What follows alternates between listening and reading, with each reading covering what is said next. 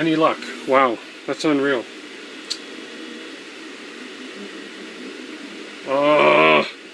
What's going on? What is going on? Better? Better? Oh, you're kidding. I got it. Yay! This microphone. Tap, tap, tap. Hello, is this the microphone that's on?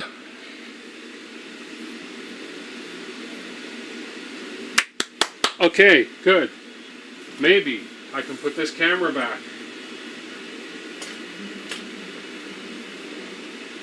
There we go. Okay. Okay, thank you.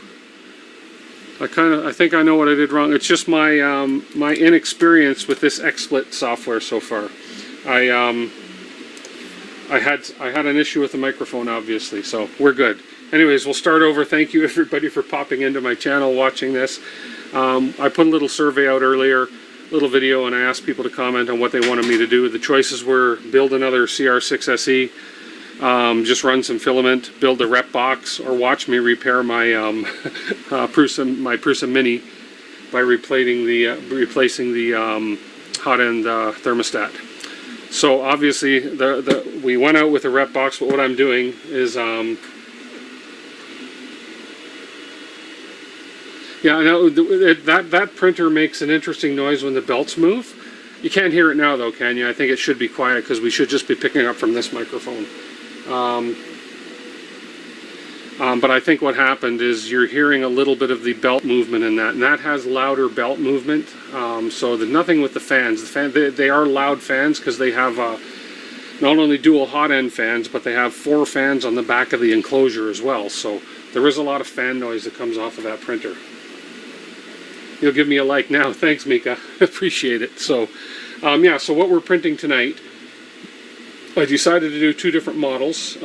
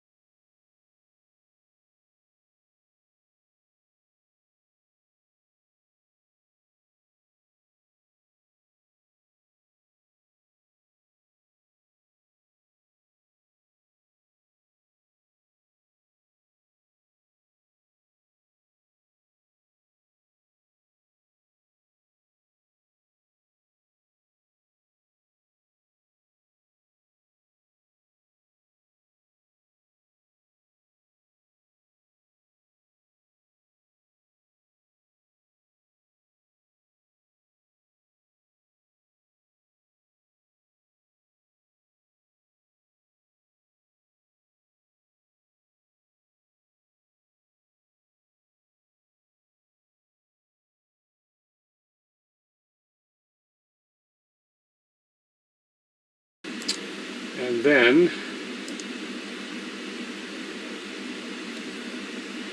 what? Audio was out? Seriously? Oh no, tell me it's not. Oh. Audio can't be out. Must be on. Okay. Is it out again? Oh, when I switch cameras. Oh. Okay. Oh, okay. Okay.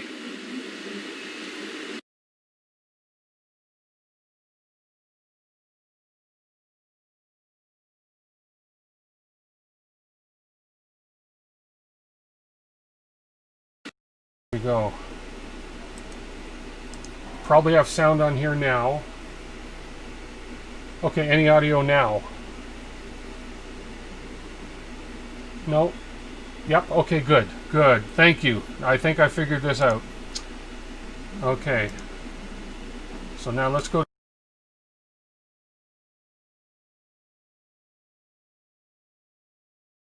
There we go. Now, we should have audio in this scene.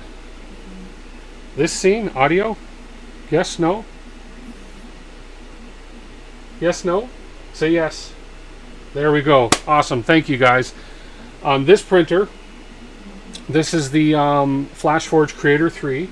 I am printing a dual color. It's a special, it's called a Marvin Advanced that I found on Thingiverse. And this is what it's going to look like, but I'm printing in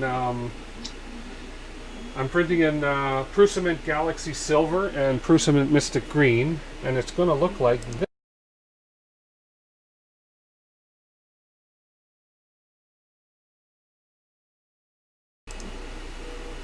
Yeah, it's going to be the one in the middle because I'm running two extruders, independent dual extruders. So there we go. So we'll let those things build. Yeah, I'm not going to switch to that third camera. I'll just let these guys run. And as a matter of fact, I will just leave. Thanks, guys. I apologize again. New, and I tested it, but I didn't test all the scenes. I didn't realize I had to set up a mic in each scene. So that's good to know. Live and learn, right? So anyways, so I'm going to unbox the Repbox here while we have these things printing. This guy up in this corner over here, and this guy down in this corner over here. There we go. I think I got that right there this time.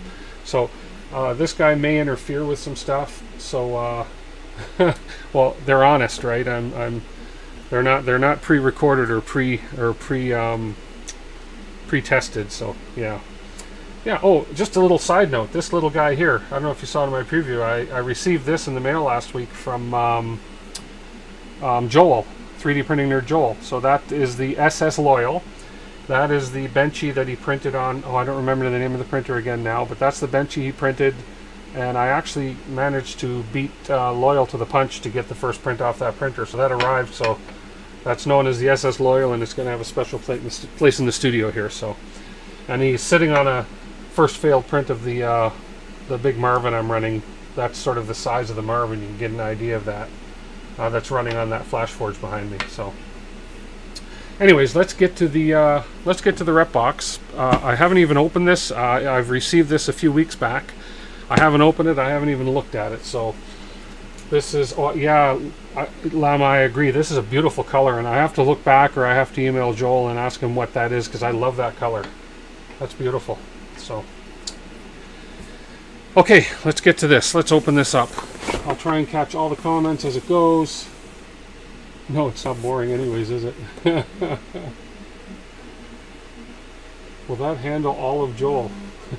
No. Save my scene settings. Okay, thanks NLTMW, I will. Didn't know I could, but I will. So let's open this guy up. This guy is taped up really well with all the customs documents on the front. Atomic Black Cherry. That sounds familiar.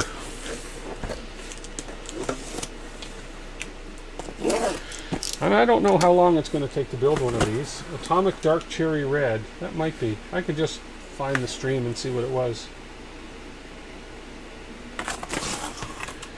Oh my goodness, there's a lot of stuff in here. Okay, there's my invoice. Look at that. Paperwork.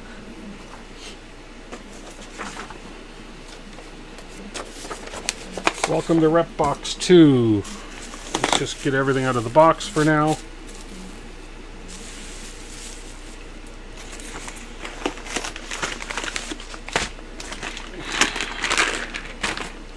Okay. Looks like that's the wooden piece to hang it on the wall. Wall mount, yep, okay. I won't need that right now. That's going to be for another video when I get the Palette 2 Pro going. Can anybody resist bubble wrap? I know I can't. Anyways, that's probably annoying sounding on your end. Looks like we have a couple of seal kits. Not those kind of seals. This is my parts pack. Rep Saver optional hygrometer.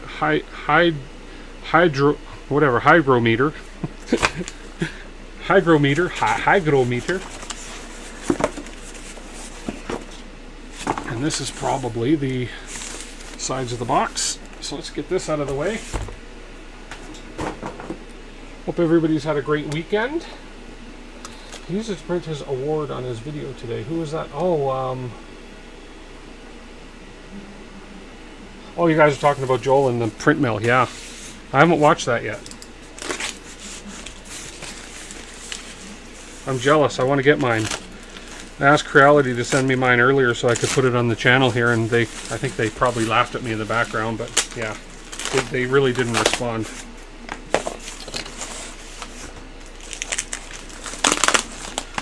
Very well packaged. Okay. Wow.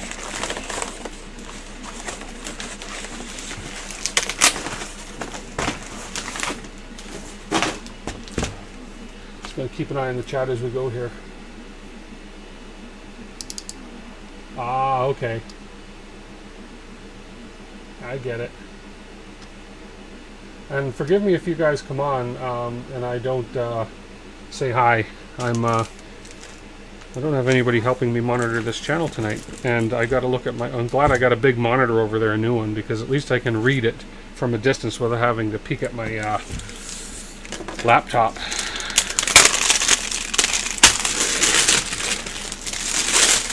Okay.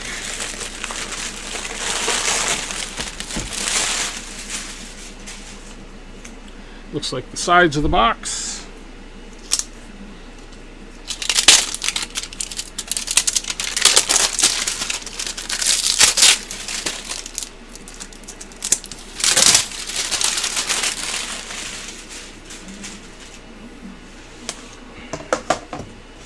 Couple pieces here. Oh, very cool.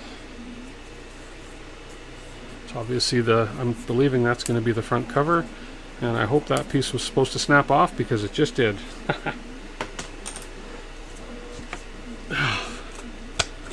Look at these.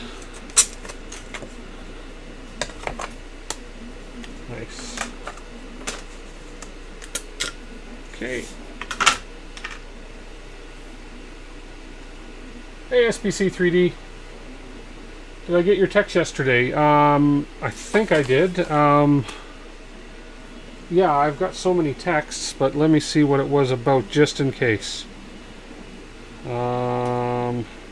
Yes, I did. I did, about the drone. Your decisions, and I think that's wonderful that happened. That's great. Well, before I go too far, I'm going to look at the instructions, but let me cut a couple pieces off here. Let me grab some snippers. Snip a couple zip ties off carefully so I don't scratch this wood.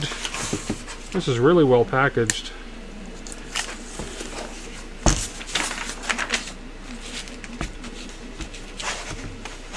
Oh wow, look at all these. Oh, these are the spool holder things, I believe.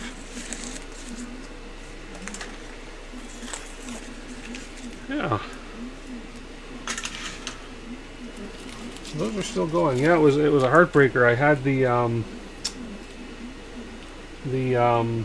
Flashforge printing my dual color Marvin there, and it got about an hour into it or so or whatever, and it just froze, and that's why I have this just a set of Marvin legs, and it just stopped, and that's an issue in the firmware with the Flashforge that I've heard happens, but then started up again and it's been fine. So they're due for a new firmware release soon.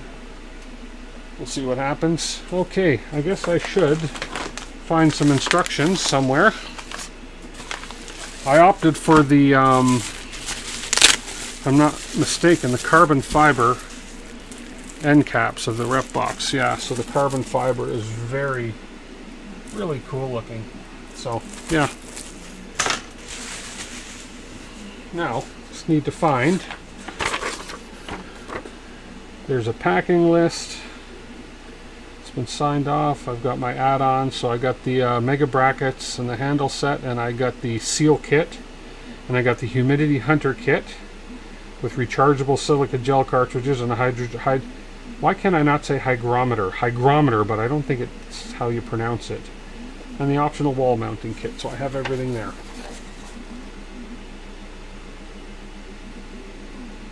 Like a big kid in a toy factory, I am. Just don't know where to start. I'm assuming there's going to be build instructions somewhere.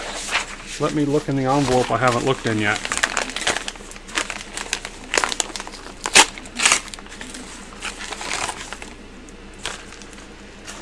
This has a battery. That's obviously a battery for the hydrometer. Whoops. Oh no, that's the that reads out my humidity inside the box, so that'll go on there later. And then I also have in here, these are the rechargeable silica gel crystal cartridges. Yep, 4 of them. Okay. Those will come into play later. Okay, so last week, yours shouldn't be too much longer because we both ordered them from Creality, so. Okay, so, unless I missed something, maybe the instructions for this are online, but I thought there was paper instructions. Let me just have a look. We'll soon find out if I have to refer to the interwebs, if I don't break everything first, which I might have just snapped a piece, but that might, oh, that's just a piece to hold these together. Okay. Look at that. I'll keep that aside just in case that is an important piece. But I just want to see if there are any assembly instructions in this. And I don't believe so. So far, none. Oh, okay, well. No, it's sort of right on the front desk in front of me, but it does say, for the latest build instructions, please visit repkord.dozuki.com. So I'm going to have to open a window over here, and I'm going to have to pop back and forth between windows to talk to you guys. Let me see. Repkord.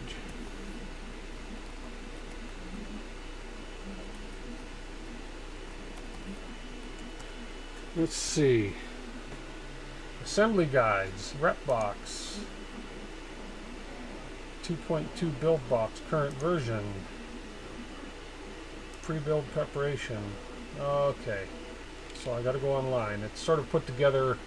I like the way they've done it. They've done it sort of. A lot of people are duplicating the Prusa method of putting instructions online. So what I'll do is I'll check back here every once in a while. And Chris Travis, hey Chris Travis. I check back here once in a while, but I've got to look at a separate window here. Unless I can split. Let me see if I can do this. I know Windows has this amazing ability that I can open one window here, and especially with this big monitor I have, and then I can take the this one tab. Can I not drag that tab off of there? There we go. And then can I come here and still see you folks? This is why. No, sure. Of course, you're not going to let me scroll that way to see the chat. I want to see the chat. Okay, there we go. Aha! I can see the chat and I can see the instructions. Look at that. That's the beauty of having this big monitor. Okay, so I got to lay out all these pieces first.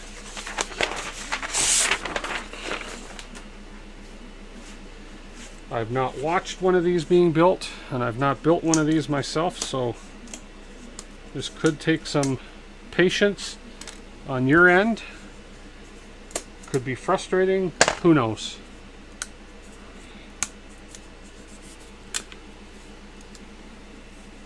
Mavic. You got a Mavic, Mark?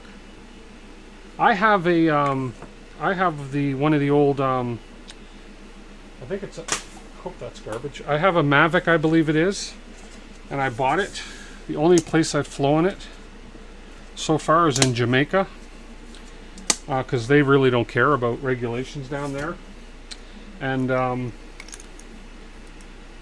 now right after I bought it, they changed the rules as far as the weight restrictions on drones. So I can't fly that without getting a specific kind of license, and even then, there's very few areas around that I can take it out and fly it. So that does not look... I gotta leave that one together. That's not quite broken on the end. It almost looks like it got cut in the wrong spot on one end, because there's the two cuts don't meet up. I guess I don't want to chance that. I'm going to hang on to that and wait and see. I may just have to cut that with my knife. Okay. And this piece, we'll break these pieces out of the end here.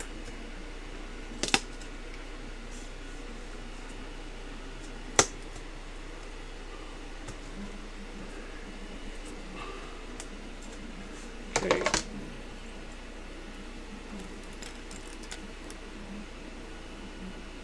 Hey, dubbed out. How are you? Thanks for popping in. Get this piece off.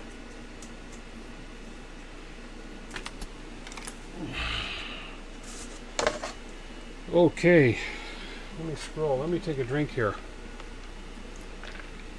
I got a little nervous, and when things go wrong, I sweat. When the microphones didn't work, I was panicking. I was in a panic mode, but it's all good now. But it's how we learn. Optional 3D printed parts is going to be these. Yeah, well, it's let me show you on the closer camera here. Let me switch this just to show you what I think might be wrong with this part. I think it's a little issue with the lasering, but hopefully you can hear me. Oh, this window's in the way a bit. Hang on. So if I go over to this camera, let's just see. So if you look, if you could just see the end of that board where this piece is coming up, and then it looks like this cut here, which is going into this hole, should be over to match up with this other cut over here. So I'm going to take a knife to that instead of pulling it apart, because I don't want to break the integrity of this hole. But I'm pretty sure that's just a miscut piece there. Probably a better view right there that you can see it. Anyways.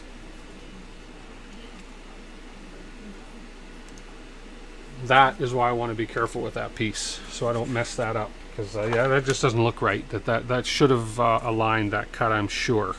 But I'll wait till I get to that point in the instructions and make sure. He did. Oops. Oh, hey, Repkord, you're on there. So that should have. I assume that I'm correct in saying that should have lined up. Is that you there, Pooch? So I'll just cut that with a knife. That won't be a problem. Yeah. So. Okay, let me look at the next step. We have the optional 3D printed pieces. Lay out all of the parts you should have. Numbering will be added shortly. Okay. Included. I'm going to assume all the pieces are included. We're just going to go on with the instructions. Okay. Grab out all the 3D printed parts.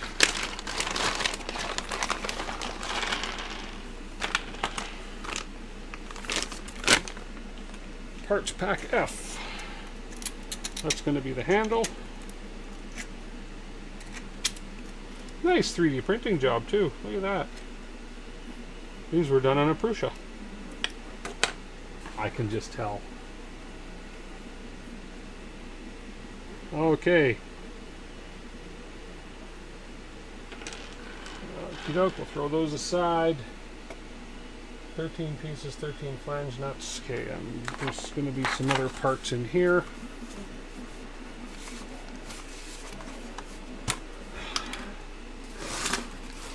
Oh, cool. Who knew this came with candy? I bet everybody but me knew this came with candy. Lifesavers. Well, I suppose that's pretty cool. Yes, I can tell. I can just tell these are Prusa parts just by the bottom layer, and they're very nice prints. I'm going to eat a great lifesaver. I think, yes, for the lifesavers. Okay, let's have a grape lifesaver because I think I'm going to need the sugar to get this going. There we go. Oh, that's good. Okay, we have our piano hinges, our piano hinge, a whole bunch of fasteners, nice.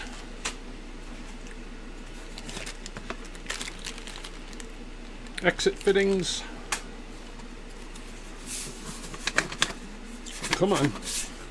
Something else in here.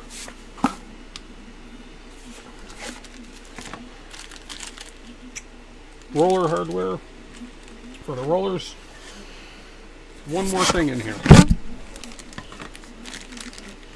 Exit plugs. That's it.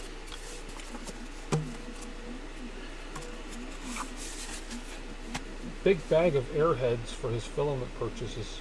I didn't see that. Except for that tube. And in here,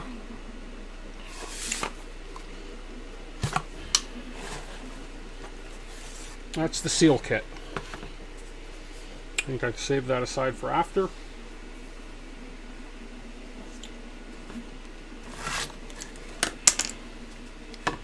Yep, that's the seal kit. And my key in the lock box, so nobody steps in and steals the filament.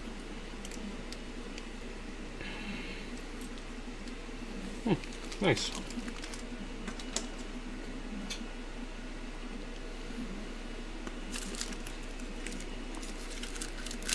I'll have to check that out.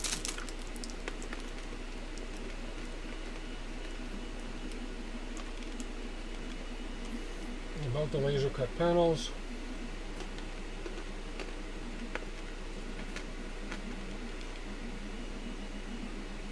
So let me just carefully cut this, finish this cut.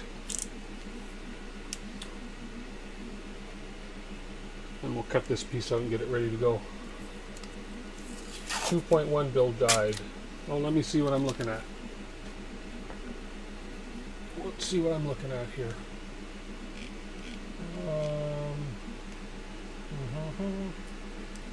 Let me make sure.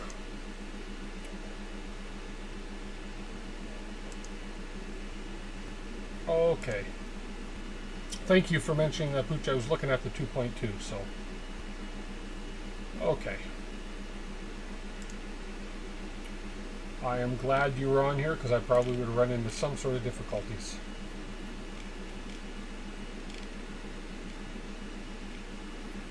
Okay.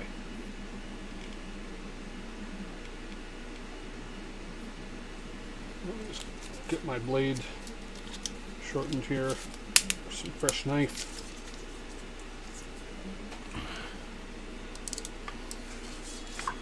Fix this piece.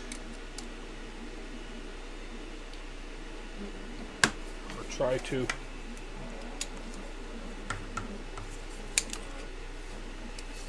That worked. There we go.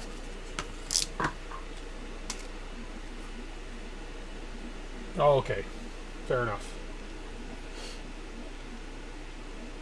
Okay, tools needed. I have all those tools available. Screwdriver, scissors, knife, and a needle nose pliers.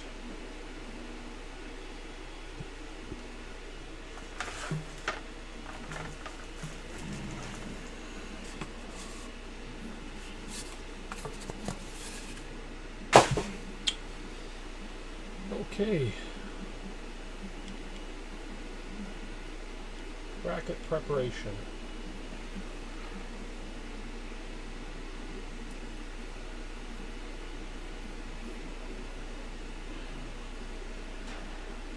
Okay.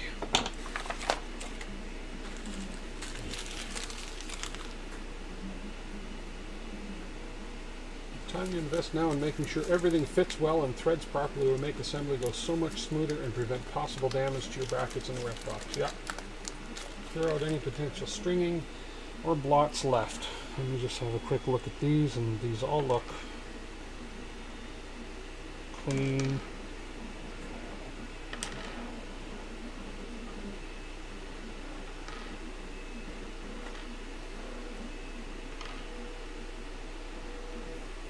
Custom Llama Repbox. See, I was going to order a custom Repbox side, but I know a guy that can print some vinyl and cut some vinyl and customize his own box if he chooses. So I know this guy very well, and he can print and cut some beautiful vinyl for his box. I'm going to do a DeWitt Repbox, customized, aftermarket. I won't charge myself much. Okay, press the square nuts into proper locations. In each of the 13 brackets there are 5 nut placement patterns depending on where the bracket is being used in the box. Okay. So there's 1, 2, 3 locations in each bracket. There we go.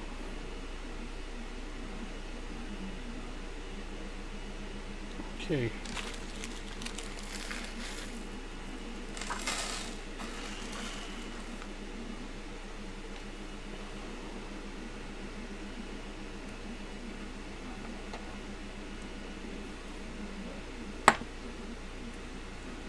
Tripod's Garage, how are you tonight?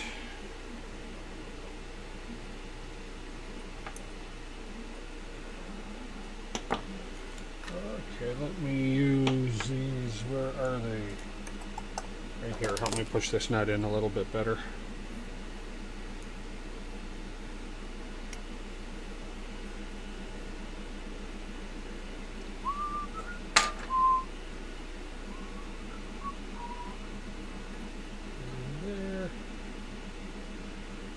Pretty falls out pretty easy.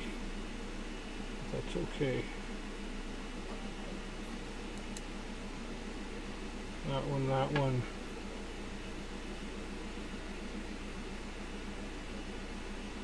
Yeah, this will be a while. Okay, thanks, Pooch. Talk to you after. We'll see how it's going. Hopefully I've made some progress. This is like the tedious part here, guys. It looks like that placing all these nuts in these. So just going to take me a wee bit of time to do this. But that's why I got these prints on the screen too. So if you really get bored of watching me, you can watch these amazing printers do their thing here.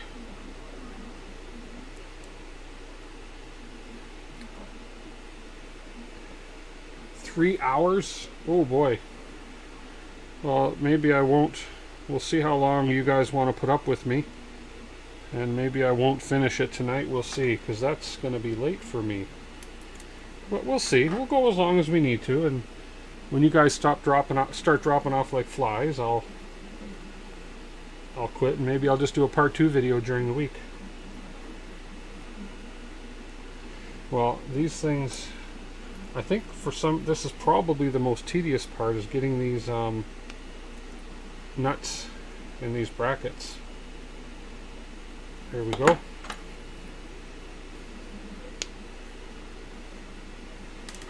Oh, sure, and then that one falls out when that one goes in. Yeah, of course. Okay. Oh, you know what? I may as well take a little pressure off my back while I do this. Come on, chair.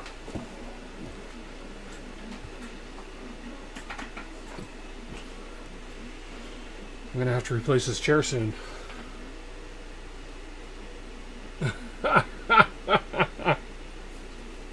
The owner of IKEA doesn't pop in and say hi to you? Well, that's a shock.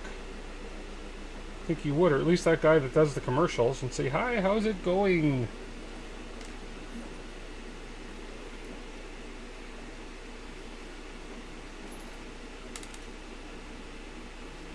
Well, to be honest with you, I did give Pooch a bit of a heads up.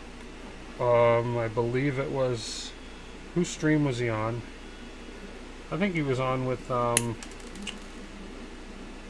don't remember, but I gave him a heads up that I was going to be building this, and he asked me to tweet out when I was going to do it, and I did tweet out to him, so he kind of had a heads up to pop in. I don't know if he subscribed. Gonna have to find that out. Oh, okay. Yeah, I'll keep that in mind, the masking tape. These ones are, they're not going in bad, there's just one loose one so far.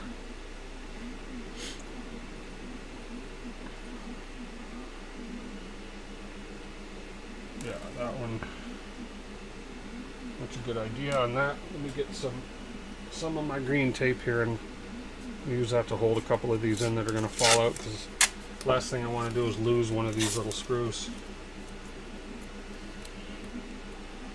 Let's just do that. There we go. Good idea, NLTMW.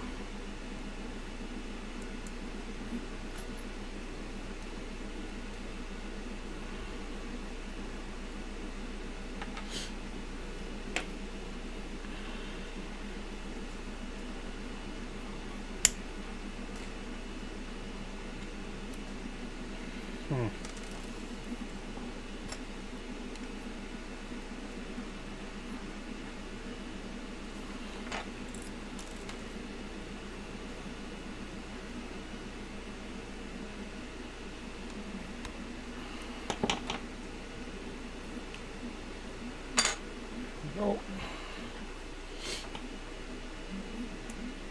Yeah, well, depends. You can build an entire 3D printer with less hassle depending on the printer. Order yourself a Prusa kit, i3MK3 kit. Give it a build. Mine took me, well, I'm sure people can do it quicker, but my Prusa took me about 7 hours to build. 6.5, 7 hours.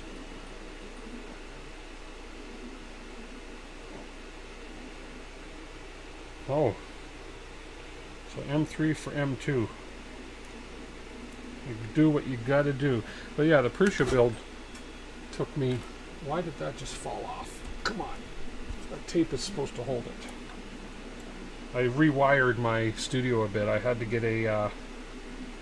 I bought a USB extension cord with like 3 plugs in it type thing, so I could move the cameras around more easily.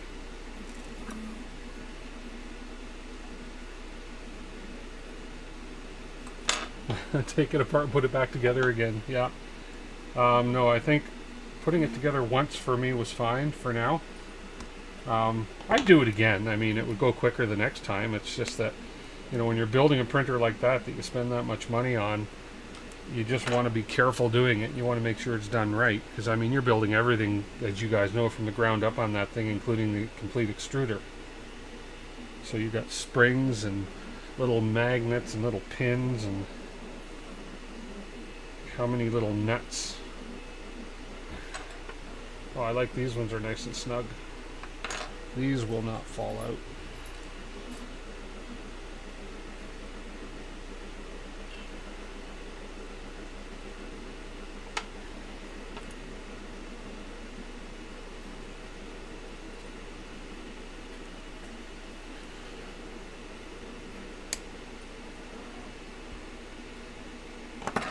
Oh boy, these holes are really, really, really tight. That almost looks like it has a first layer shift, making this nut hard to get in.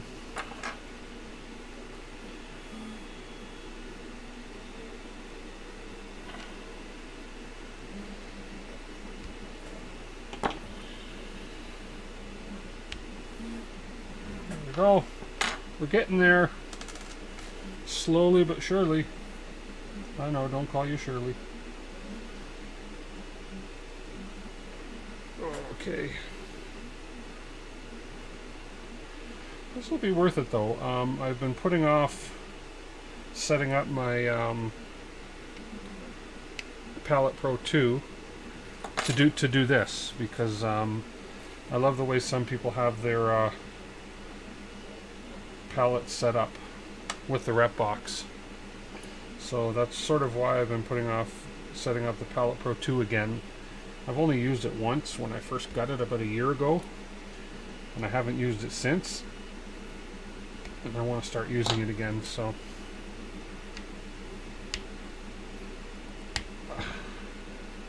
we go.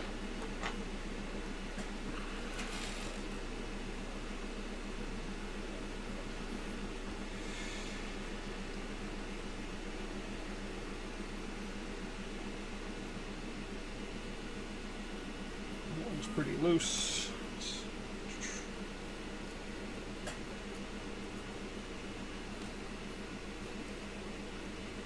Yeah, well, I got it. Number one, it was a refurbished one.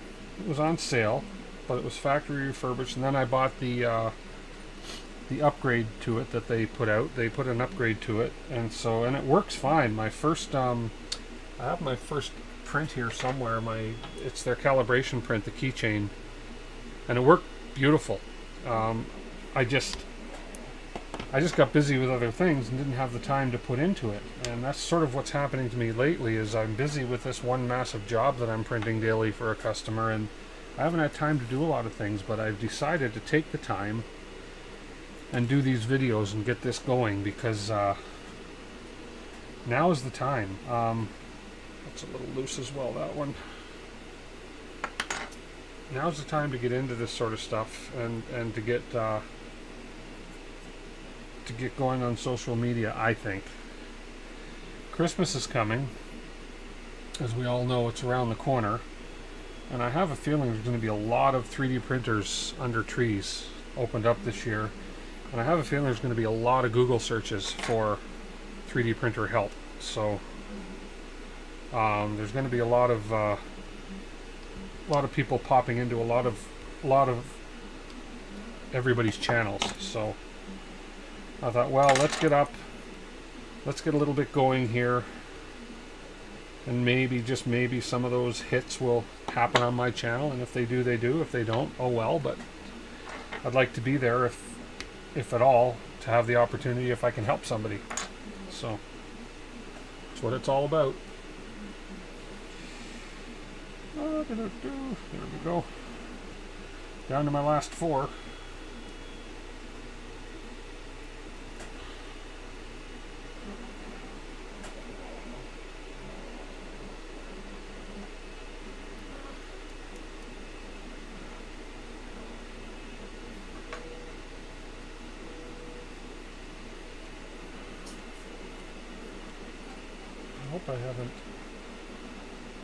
I think I got these. I think I've been putting some of these in ones I shouldn't. Oh lordy, hang on a minute. That's alright, no big deal. Oh yeah, I have been putting some of these in wrong. Okay, that's alright. I should have read ahead in the instructions. Where's Pooch when I needed him? Okay, no big deal. Okay.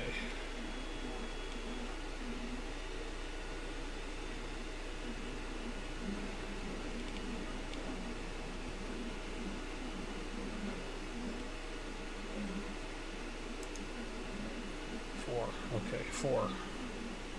Fair enough.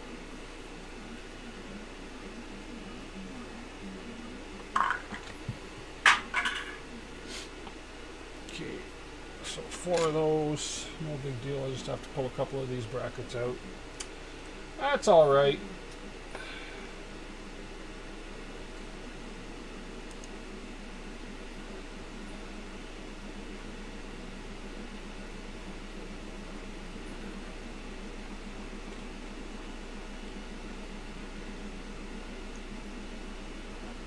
Bottom center too. Okay, I got that one in. I got that one in. Okay, 2. I gotta separate these now. Oi, oi, oi. Shoot.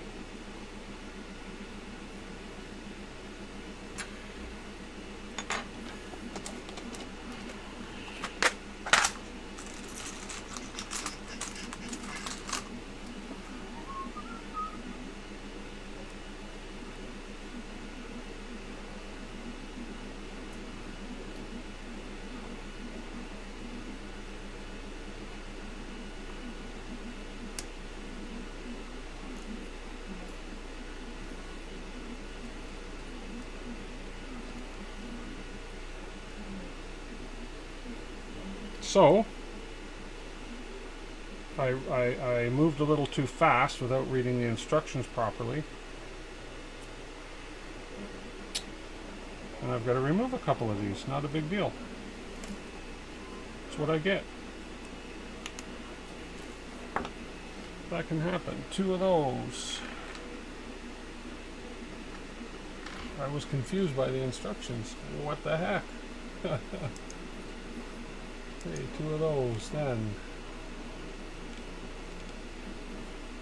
Get that one, that one. Okay, fair enough. So we got that one there. This one here and this one here. And we need 2 of these. Okay.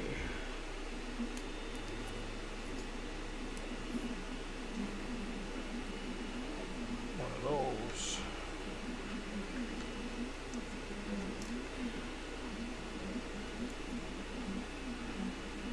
Pull that with a screw. Yeah, no, not the way it was in, I couldn't.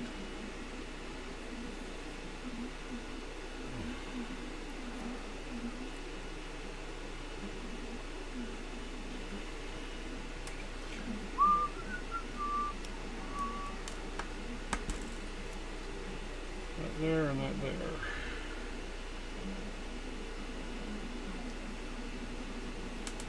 So like they used to teach you all the time, read all the instructions completely first before you begin. That's alright. 2 of those. Okay, let's see. Now we have to do 3 like... Oh, a spelling mistake on the instructions here.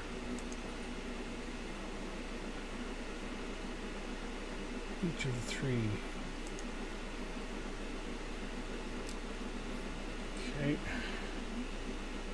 So that is this one and that one. Okay. Let's see here.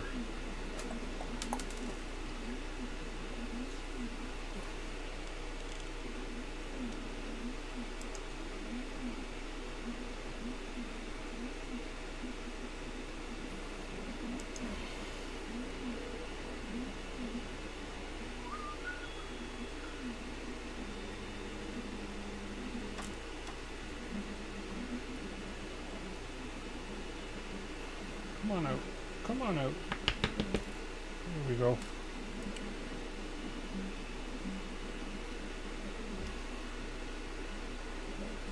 And you go in here. 2 of those. 1 of those. There's one with the thing in it already. Okay.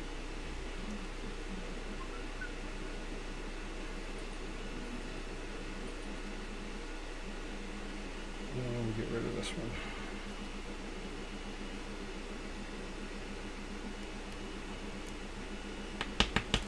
There we go.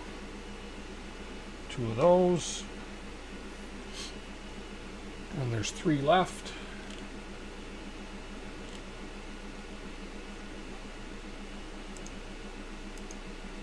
And that is this way. Wow. Is that the way? That's the way. There we go. 1 in the top. And 1 down this side. 1 of those. 3 just like that.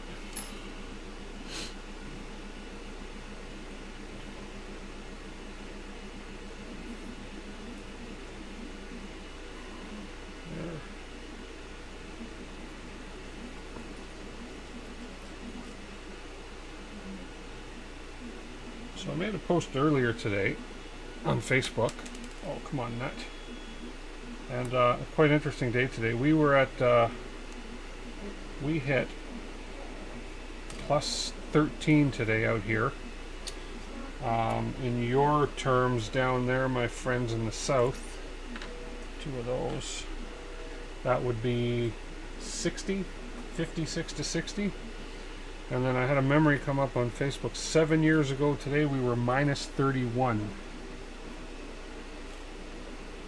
So, what a big difference. But it was a gorgeous weekend. We're in a little bit of a heat spell right now. Very, very unusual for December for us to be this warm. And this one on the top. And I think I got them. Look at that. Those three. Okay. These have all got to be spare parts of something. Anyways, we'll see. No. Preparation. So we got all those brackets prepared. Okay.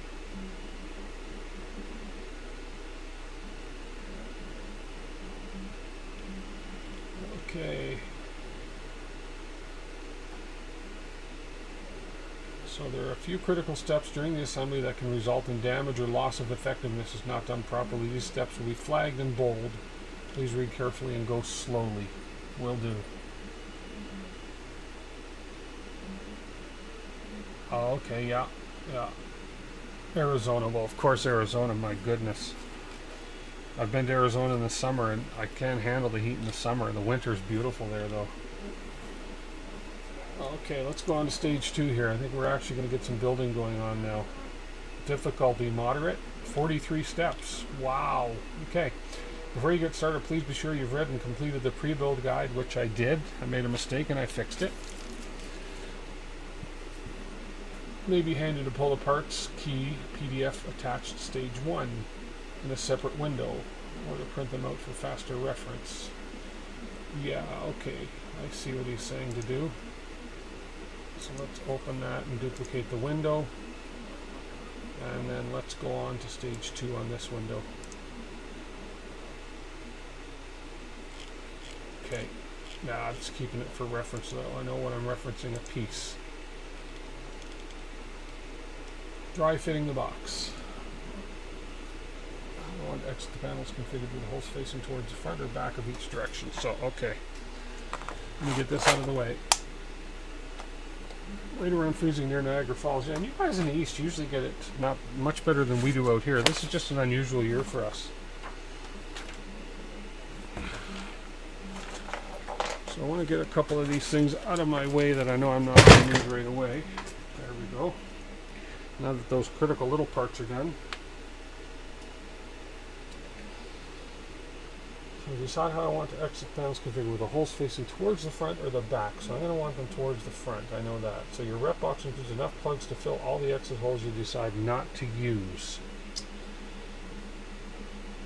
In the pictured configuration, we've set the top panel to have them facing front, but the panel can rotate 180 degrees and is interchangeable with the base panel. Mosaic palette 2 top direct feed mode pictured.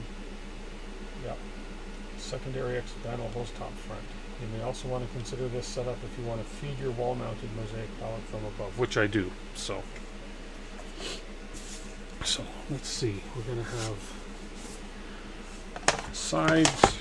Let's put these panels aside for now. I haven't separated out. That's the spool holders. I don't need that right now. I've got the 2 end pieces. We're going to do a dry fit.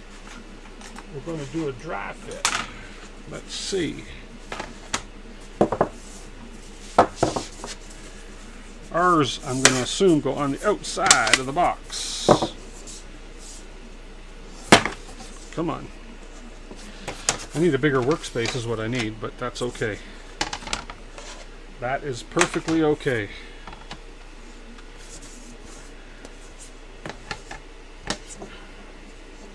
So that will go there. Oh, take off some of these pieces I didn't get off. That would go there.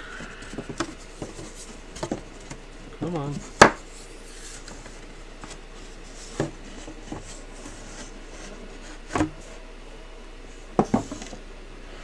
Like so. And we have the bottom or the back.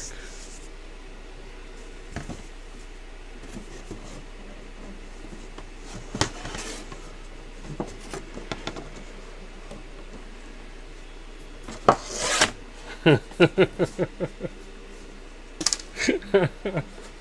many hands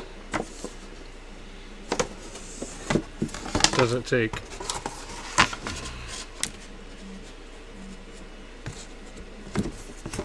There is never a shortage of comedy on my channel, folks. Never.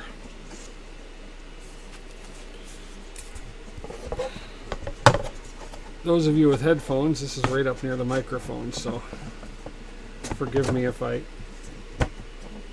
make loud noises. There we go. Well, it looks, it's the back, obviously. That's the top. We have the bottom. Hey Marcel, how are ya?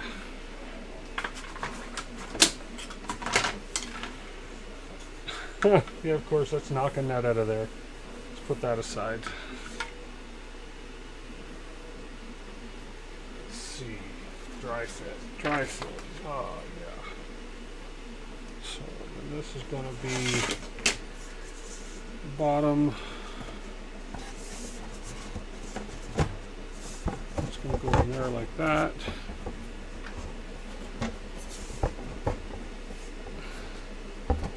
I can see why this takes a while. Actually, I think IKEA furniture is easier. Okay.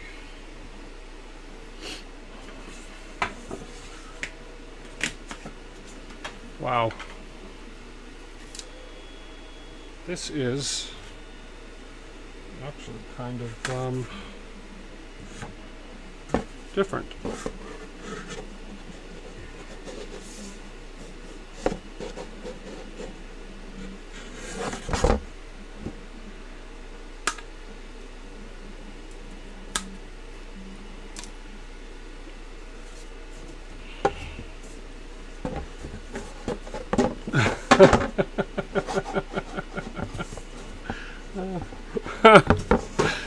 Oh lordy. Okay.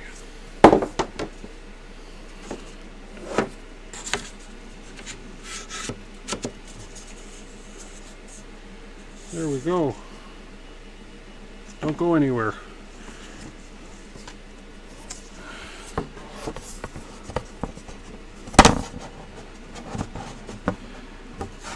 And this is just the dry fit.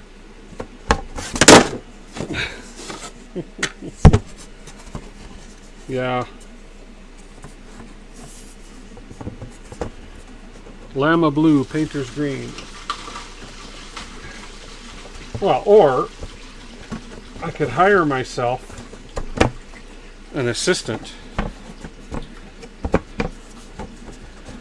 I'm stubborn.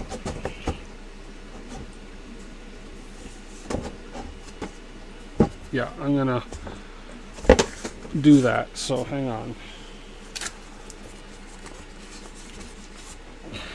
Good advice, good suggestion. Look at that. That'll stick. That'll make that stick.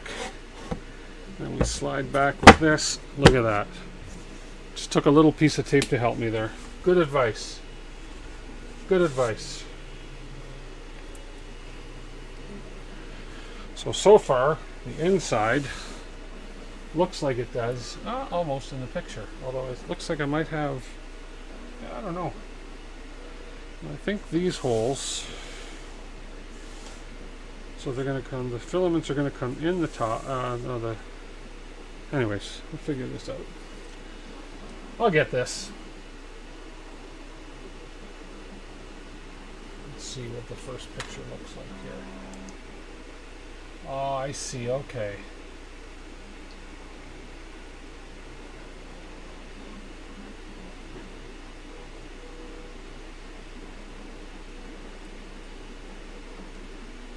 Okay, so there's a different way to do these things. So this,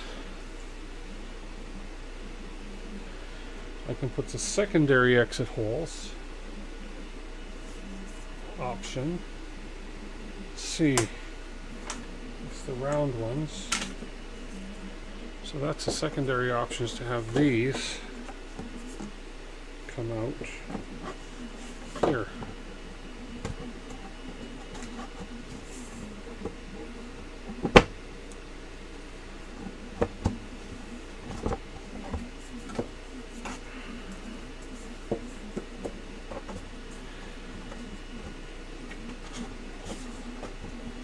There we go. Okay.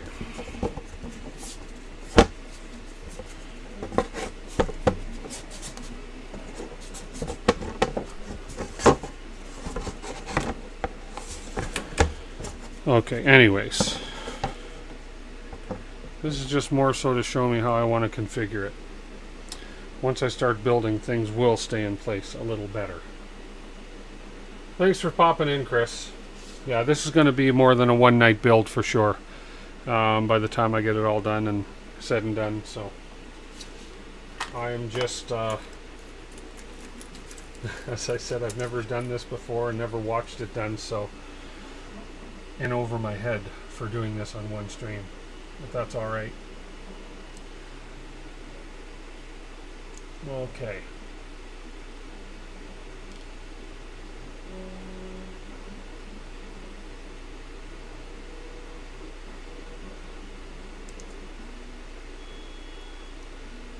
Okay. So let's get this apart. I kind of know how I want this to go together.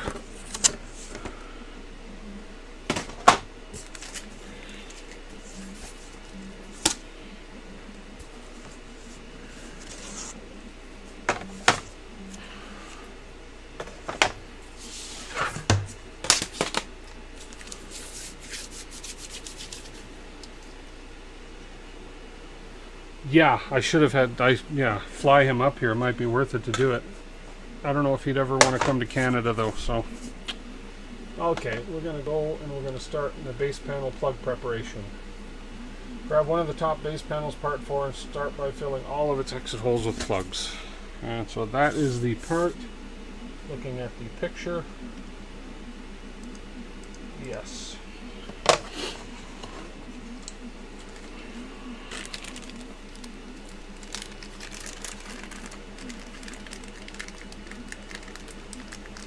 Oh, great to hear, Will. Nice filament. I haven't tried that filament.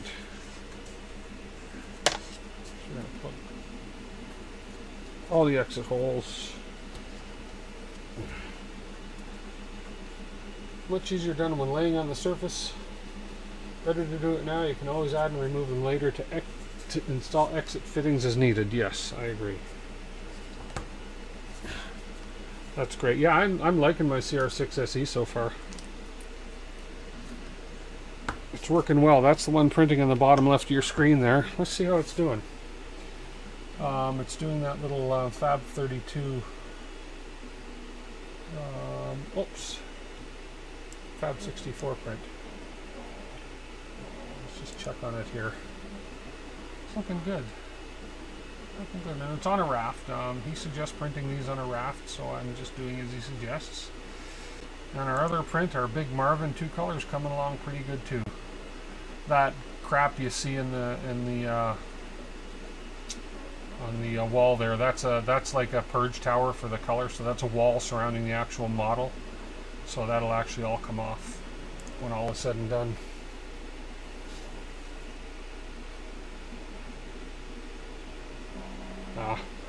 No, it's not bad so far. I think it's just overwhelming at first because there's so many little pieces, but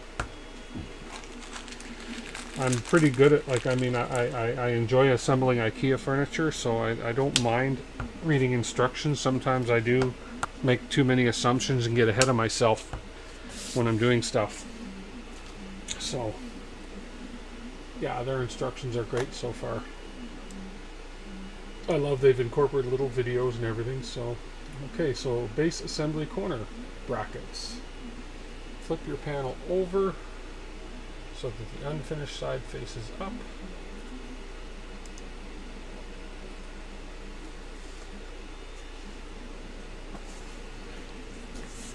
Unfinished side faces up. Grab both outside track guides, part 2. So that's why they want me to refer to the previous screen, because we need the corner brackets. Outside track guides part 2. Which ones are those? Bottom center brackets, bottom corners. So the bottom corners are the ones, all 3 in them, which I believe was these. Yep. This one fell out. No, that's got 3 in it. 2, 3.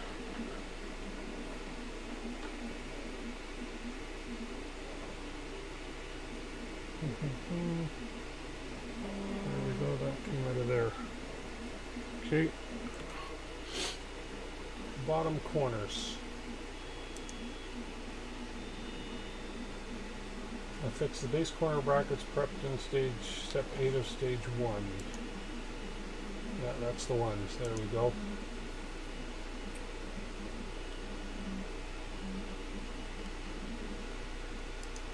And it looks like I need a couple pieces to go over top. This. Pop that out. Not quite that one. Let's see.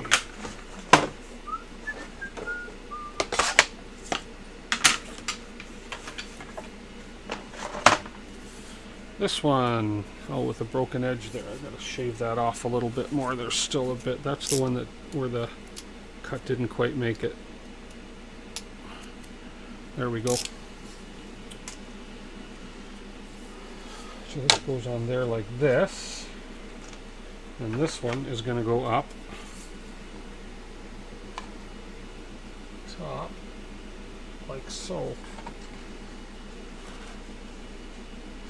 No, yes, oh yeah, okay. There's nothing under that. Okay.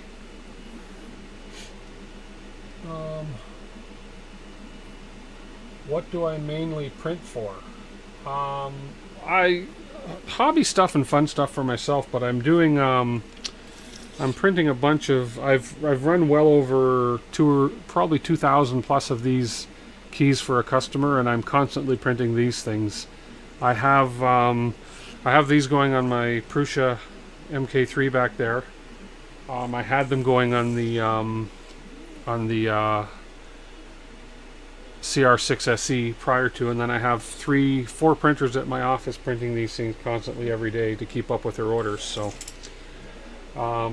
these things, the sale of these things have probably paid for 3 printers so far, plus some filament that they're being used for.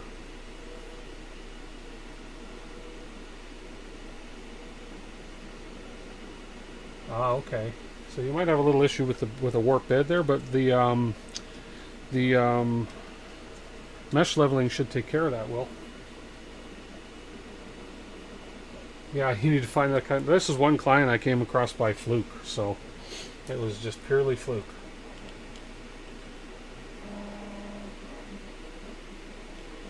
Okay, so I need to fix the corner brackets shown in here. Links open a new window.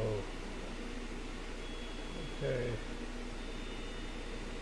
So I'm going to fix the corner brackets the way they show them there. Let me see. So we have that side there, and I'm assuming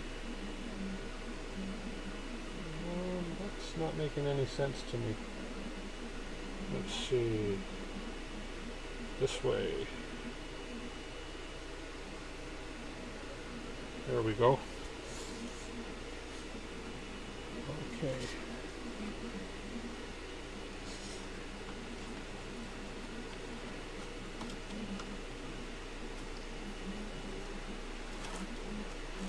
Where's that little Allen key? Where are you? Right there.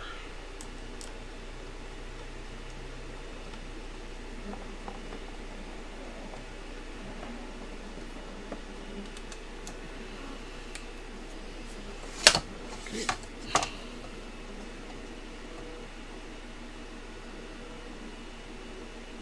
Really? Huh. Well, these ones are, I'm selling these to somebody who's reselling them. So I am not selling to the end user. I am selling to a reseller. So they are selling these things like hotcakes on Etsy. So okay, that's going to be a stubborn one. I got to tape that in. Yeah, they're selling these things on Etsy, so they're marking them up with what I'm selling them for, and they're reselling them. So I make a pretty good profit on those things, as I said, so I'm not complaining. I have no clue what my client is selling them for, and I don't care. But all I know is that I get texts almost daily saying we need more, because they can't keep up with the orders. It's a company based out of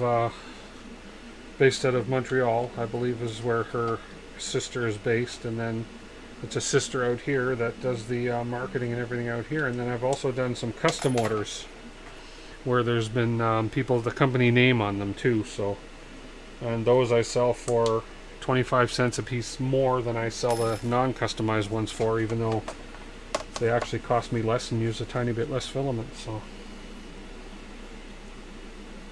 Okay, so we're going to put 4 corners in these.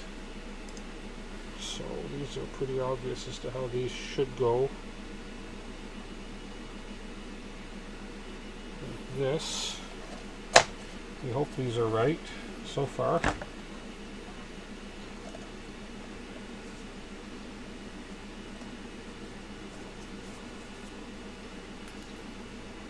Yeah, well, the customization takes me maybe... I have it all set up in Fusion 365 with my original design. I mean, it's not an original design, but I did draw these from scratch myself so that I'm not reselling somebody else's artwork. So I went into Fusion 360, drew this up myself, and then I have a template all ready for the customization of the names. And it's literally a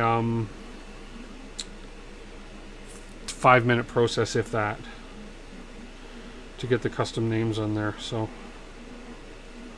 there we go.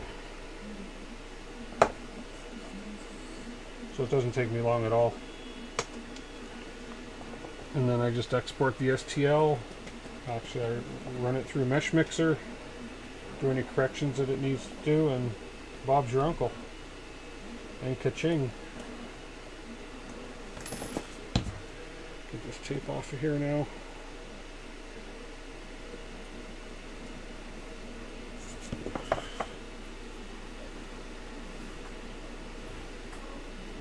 Yeah, it is. I'm not going to get rich from 3D printing, but hey, it's a fun hobby, and if you can make a little bit of money doing it, great. Okay. 12. I've lost some viewers. I know it's pretty boring to watch this, but this is more so just a social hangout, as far as I'm concerned. And you watch these prints going, they're kind of interesting to see. But hey. It's this is a little more difficult than I thought it would be, and I think Mark, you said that this will be a quick build. Well, yeah, no, not as quick as I would like it to be, but it's the type of thing that you just got to take your time and do it. And once you do something once, then it becomes a whole lot easier, I think, to do it the second time. So,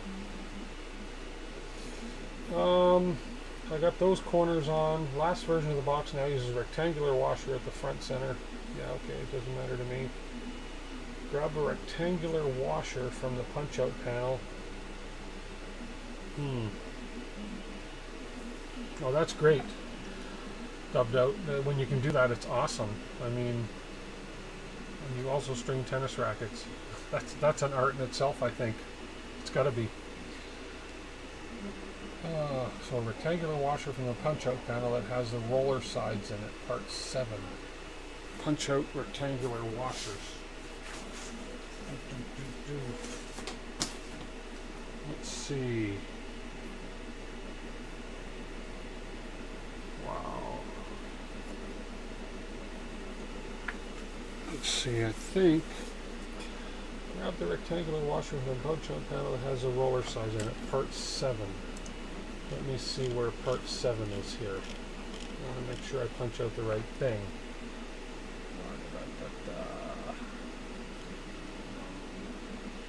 Part 7, So rectangular washers are going to be these ones right here.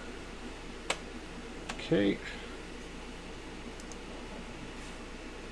Grab a rectangular washer, so one. We'll put those aside, and we'll put you back over here.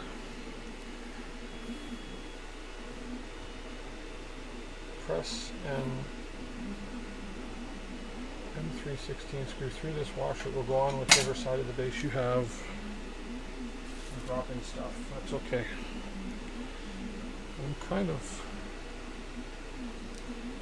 confused. Yeah, there's a lot of small pieces to put together here. It's yeah, it's a lot. Okay, so we got those corner brackets on.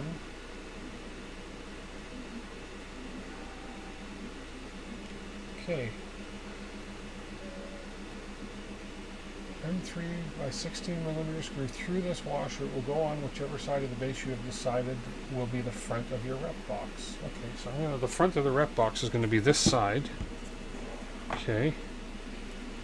The M316 screw, it's got to be these. It's the only screws here. Okay.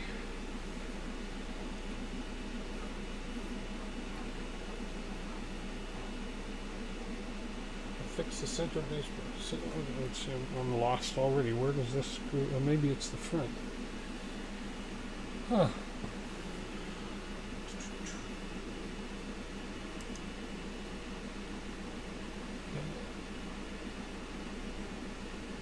Oh, I see. Okay.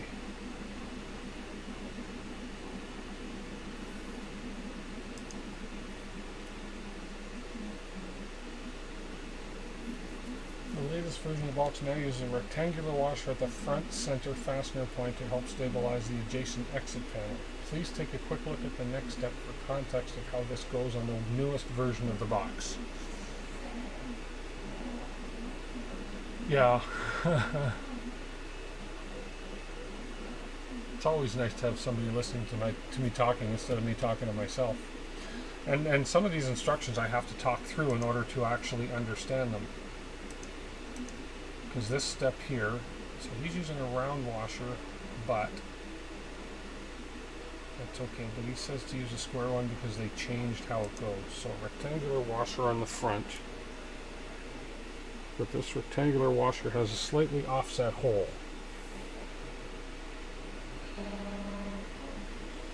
Anyway, so I need the center brackets, which is step 10.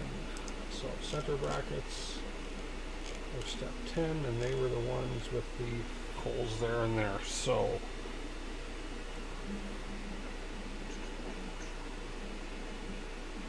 those,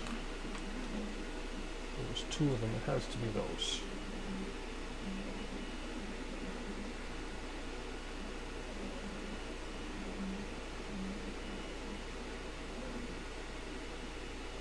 Nope.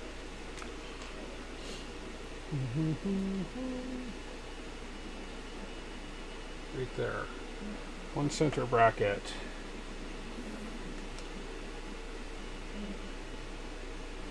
And that's the second center bracket. Okay.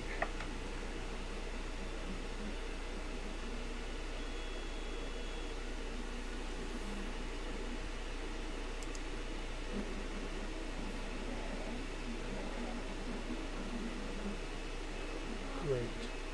Okay. So a square hole through the front one. Square washer. But does it sit in or out? I don't know. Okay, well, we're gonna just try this. So like this.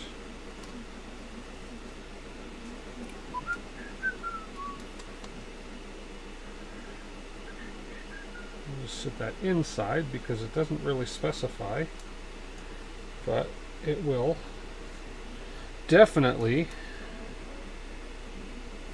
reveal its ugly face later if it's wrong. Get that tape off there. I don't need that on there anymore. Okay. Now do I use a round one?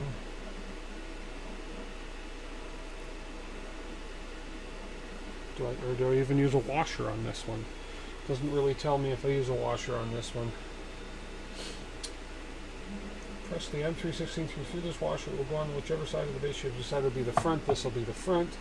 This is slightly different from what is pictured in the video, as it was a late version change. Affix the center brackets you prepared in step 10. Links open to the new one. You're using the washered M316 screws. So I do have to have a round washer. Okay.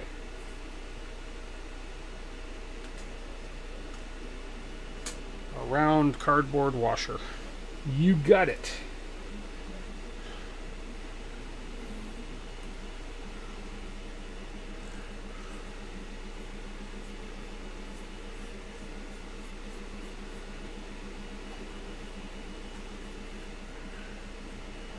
Yeah, I hope everything's going okay for you there, Dan. Been watching and thinking about you a lot, about you and your wife and the kids.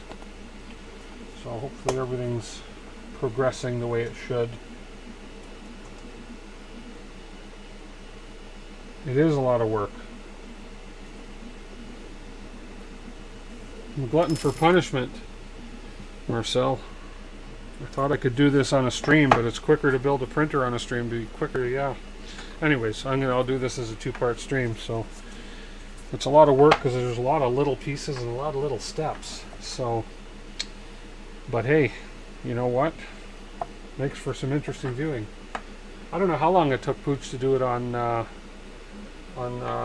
Joel's video that night when he built it for that 11 benchy print stream he did. Rome wasn't built in a day. No, it wasn't. But I'll bet he could do it quicker than me on this. Rectangular washer for front exit panel reinforcement. This is a new rectangular washer referenced in the last step. Pick 2 and 3 are two different angles of the front center bracket. The clear version of the box for the clear content of proper installation. The screw you have in your kit may look different depending on... Okay, well, I don't need that right now. That's just a comment, I believe. Anyways, we'll figure all this out. Rear panel assembly, top corner brackets.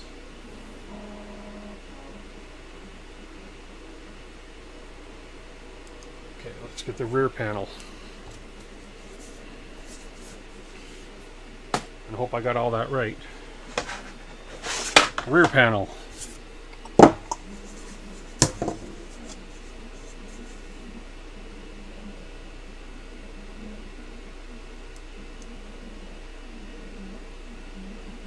Yeah, definitely once you've built a few of these, there's going to be a lot of experience that goes into it. So we got this way. So we need the brackets that I prepped in step 12. 12. That's the ones with all four corners shoved in, all three of them, I mean, sorry. 1, 2.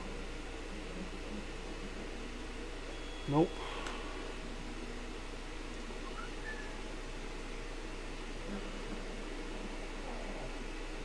That one, and is it this one? Okay, that just fell somewhere. There it is. Come on. No, it wasn't that one.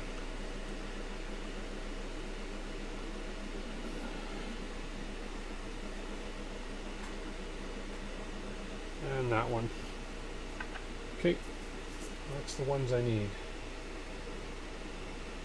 I don't know, why aren't you watching it on your computer, Paul? Won't be any more exciting, but hey.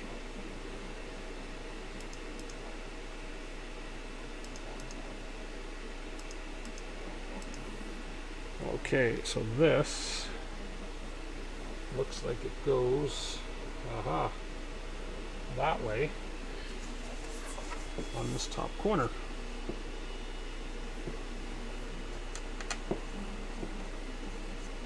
Like so.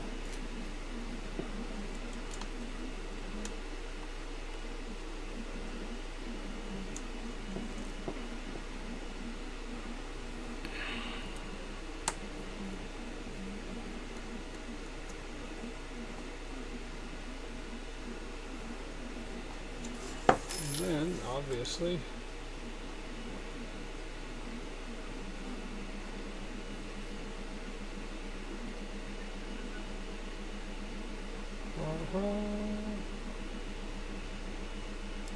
Same thing on the other side.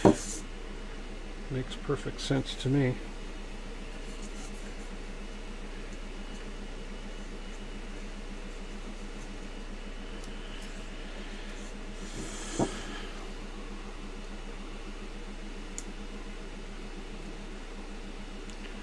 So who agrees that watching paint dry is more exciting than this?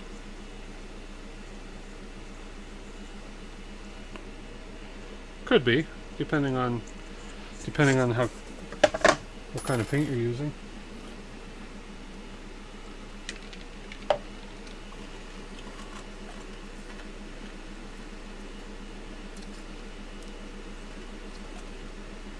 No, this isn't Tim from TH3D. I'm much better looking. Fix the top, rear, center brackets. You prepped in stage 1 bracket preparation. Top, rear, center, stage 1.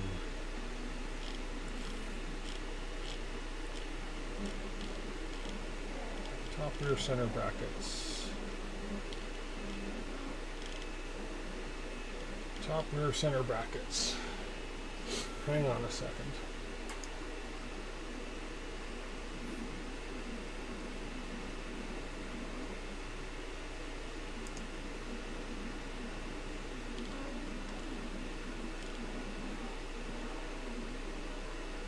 Top right corner brackets.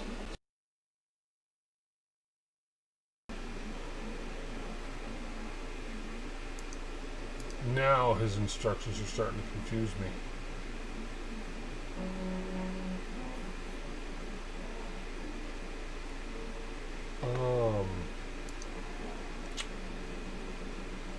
Wow.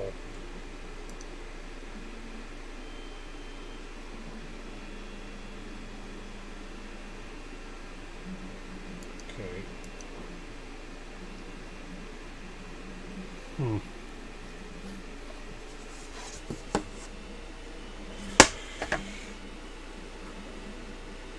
You know, now I wish I would have cheated and read the assembly instructions beforehand. But then that doesn't, that means it's thanks, Mark. But that means that it wouldn't be legitimate. So now, but I wish I would have cheated and done this beforehand. Top rear corner brackets. Wow. But now I'm looking for the top rear center brackets and I can't find that. Let's see.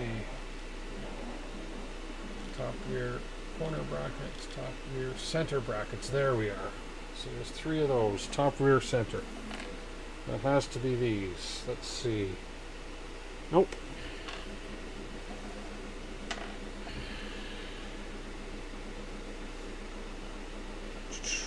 That's one of them.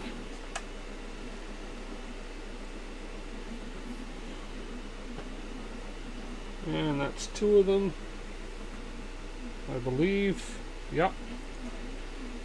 And this will be the 3rd one. Come on. Be the 3rd. Yes.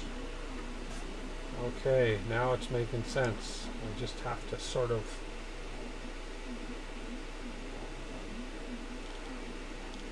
think about it. Okay. Top rear center brackets. Here we go.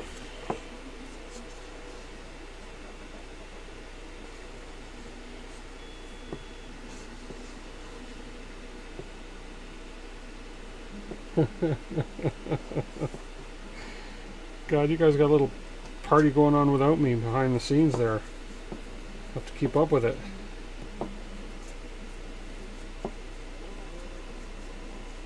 Next time, order 2. Build 1 off cam and then build a 2nd on cam. Yeah, that's true. That's true. Although it would probably take just as long because, you know, half the battle is understanding the instructions, I think. So, it's all good. We'll do a 2-parter. We'll go for another hour tonight if anybody ends up staying on. Actually, I kind of want to see this print in place Fab 365 print on the lower left screen there, the one that's on the CR6SE. Hopefully that'll finish. I have to check and see how much time's left on it. Although it was 3-hour print, and I started it a good half hour before I started the stream. So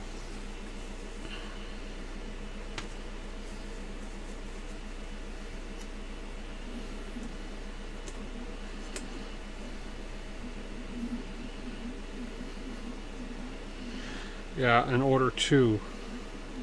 I know where you're going with that, Dan. You want me to order 2, build one, and then build one live, and then send you the spare one. Aha! There's a method to your madness, my friend.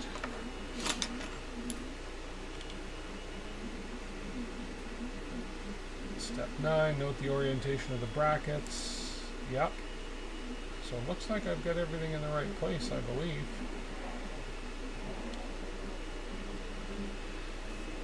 Attaching the rear panel to the base assembly. Decision point. Choose what side you want your base exit holes to be positioned, front or rear, before fastening rear panel. They are most commonly located in the rear of the box to feed down along the wall to your 3D printer. This, of course, can be changed later if desired. So let's just do it the way they say to do it. So the configuration shown here has the exit holes to the rear, plugged holes closest to the rear panel. So we have a panel here, plugged holes closest to the rear panel. Okay, connect the rear panel to the base assembly as shown here. Let's see what they're going to do here. Little videos.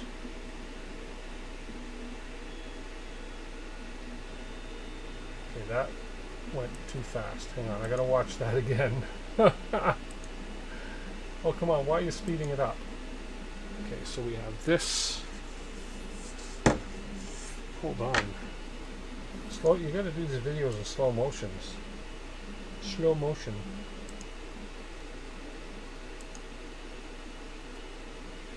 So we got this up.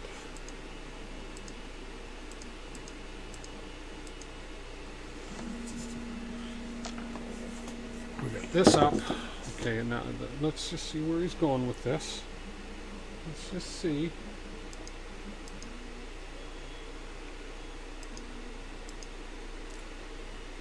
Get this up. Aha. Look. Yeah, okay. Okay. There we go.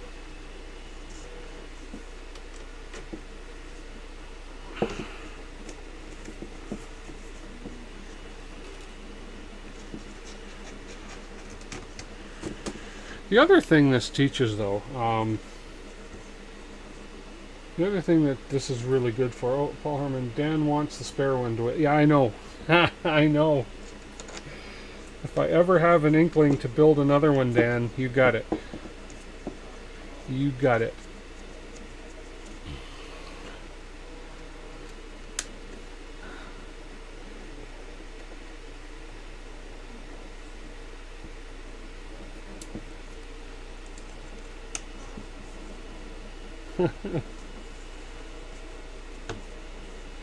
The other thing this does is this is a really, really good lesson in patience. There was a time in my life many years ago when I was younger, and Mark on the stream here can attest to this. He's known me longer than anybody. I wouldn't have had the patience to do this. I would have given up by now and said this is too difficult. So, but if there's one thing 3D printing has taught me, it's patience. You have to be patient. You can't get frustrated with stuff. So this is good for me.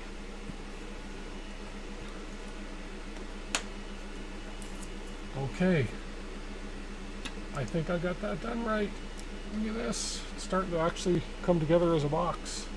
The pre-assembly stuff, the dry fit was, yeah, man, I just watched these. This is looking good. Okay.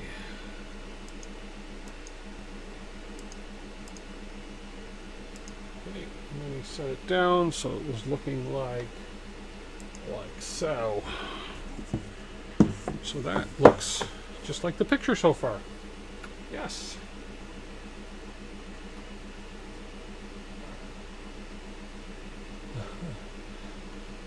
Front panel assembly, front exit panel assembly. Press the 2 rivet nuts downward through the finished side of the inside exit part 9. Okay, you got me confused already on this. Let's see. Here, let's put that forward so you guys can see where I'm at so far. Let's watch this little video clip.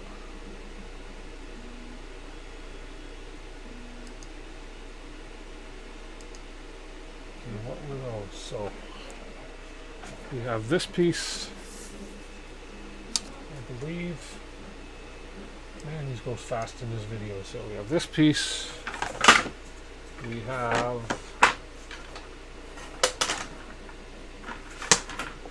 where's the other piece? This piece. So I just like to align picture things like they are in the picture. So in the picture he has this piece sitting like this piece sitting like this, holes are up top,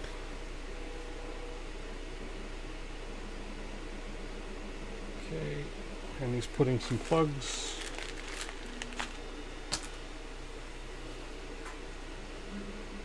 Dun, dun, dun, 1, 2.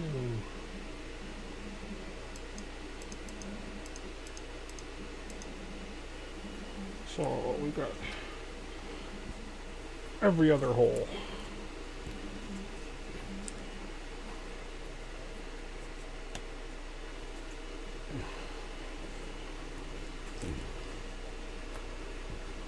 Okay. And what are those rivet nuts? That must be these guys. Rivet nuts, rivet nuts. I'm assuming. There we go. That goes the rivet nut through there. Flip it over. Okay. And then line this up. So the rivet nuts come through.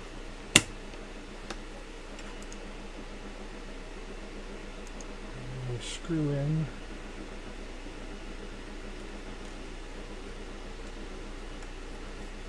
Let's see.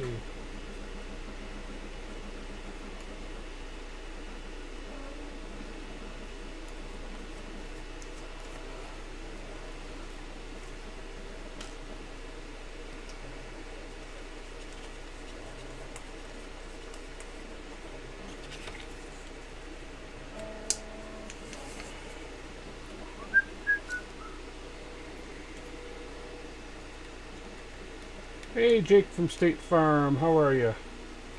Welcome to the show.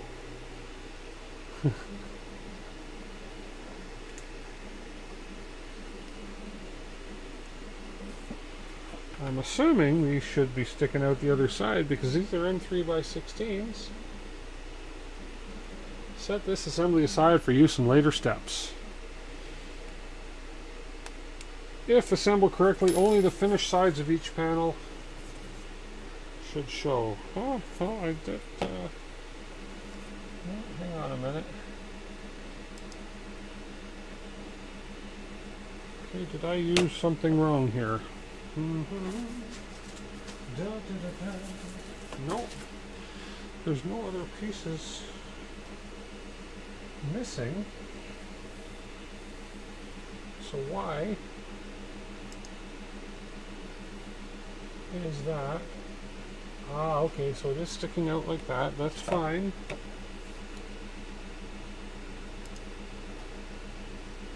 And his screws are sticking out the back.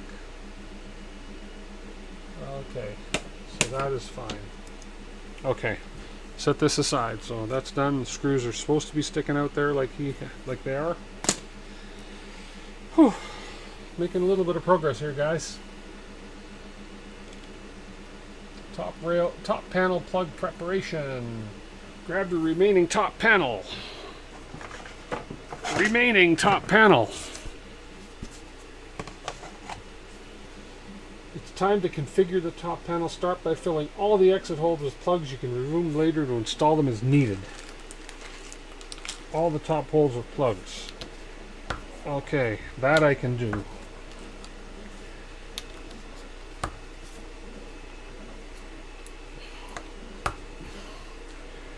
I tell you, if anything, I'm going to have strong thumbs.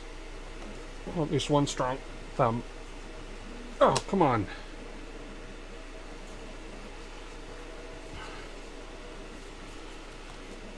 Bum plug. Bum plug. There we go.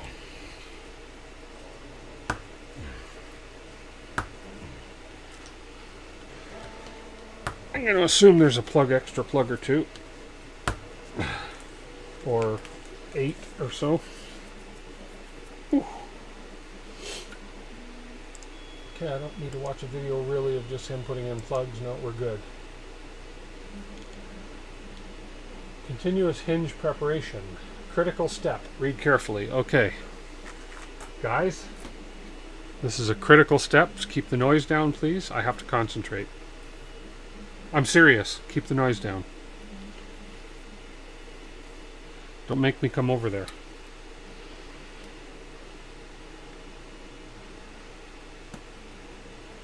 Let's get this sticker off the hinge first.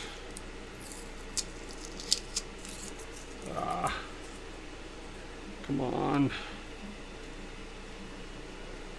The finish on the continuous hinge can sometimes make the hinge holes too tight for the rivet nut to fit in to and needs to be scraped away. Great. Let me read that again. The finish on the continuous hinge can sometimes make the hinge holes too tight for the rivet nut to fit into and needs to be scraped away. Okay, I kind of understand what it means. So basically what it's saying is that when the hinge was painted, the finish might have plugged the holes up a little bit, and I may have to scrape the holes a little bit to make them big enough to fit the rivet nuts in, because obviously when these holes are machined or sized, they don't allow for paint or finishing or whatever it is, whether it's painted or whether it's whatever that finishing's called when they put a black finishing on it. I forget what it's called. See, there we go. There's the hinge. There's the piece inside. Okay. The material is very soft, can easily be reamed out using needle nose pliers and a Phillips head screwdriver, or even the side of a hex key that has come with the hardware kit. Simply run any. Okay, note. Not all holes are used, but this is generally the easiest, just to ream all of them out so that the ones that are used are properly prepared. Well, let me just see if these rivet nuts are going to fit in the holes anyways. And as suspected, they're not. So we'll just use some needle nose pliers and we'll just rim. Let's ream these out a little bit. Let's see how much reaming it's going to take for these to fit. I don't think much. Let's just see.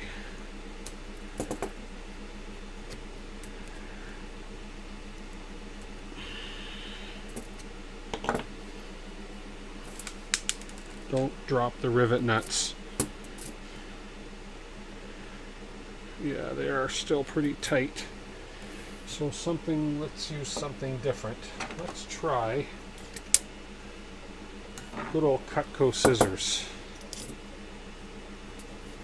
Oh yeah. Oh yeah.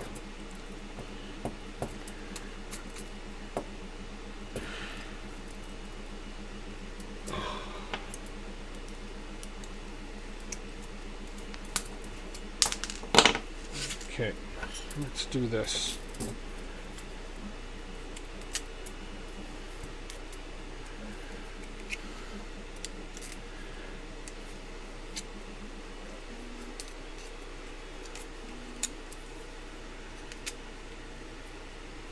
Small round file. I don't have one. If I had a file, I would. I don't have a file. I probably have one somewhere out in the garage in a toolbox. But likely I don't have one. Likely it's at my office where a lot of my tools are. this is working. Nice thing about it is if I dull these scissors, you guys have Cutco down in the US. If I dull these scissors too much, I just send them into Cutco. They sharpen them for free, or they'll replace them if they can't be sharpened. They have a forever lifetime guarantee. It's not really a Cutco ad, but I love Cutco products.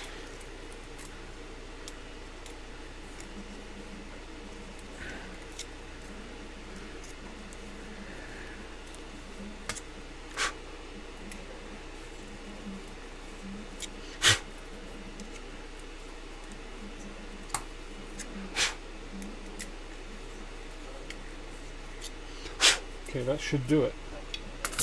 The beauty of these things is they just snap back together and boom, boom, boom. These are those funky ones. I don't know if you've ever seen them at trade shows, but you can actually take and cut a penny with these without dulling them. So, pretty cool. Okay, hopefully I got them all. If not, I'll go over a couple of them again. Top rail to hinge assembly. Gotta watch a little video. Oh, hold on. Quiet again. Critical step. Watch and read carefully. It is critical to the proper sealing and alignment of your Repbox that your hinge be oriented correctly. Be sure that the hinge pin rounded side is installed so that it is on the outside of the Repbox. When completed, face down towards the table as shown here. So let's see. Let me see what he does in the video here. So first of all, he puts 3 of these rivet nuts in here. 1, 2, 3 rivet nuts. Okay. Come on. I didn't pause the video.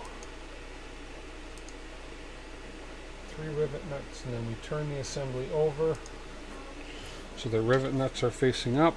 We've got to hold them in.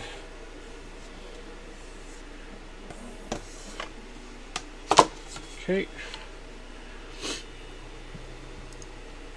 Now the hinge. This is the important part. Okay, so the round part of the hinge has got to face down. Makes sense. Yeah, he says round part down. It's funny, that's like, he must be a scuba diver because that's kind of the same signal we use in scuba diving. Okay, and the hinge goes on. Look at that, and they actually fit. So I did ream those holes out nicely. Whoops! I just lost a rivet pin. There we go. This one maybe not quite. Oh, there we go.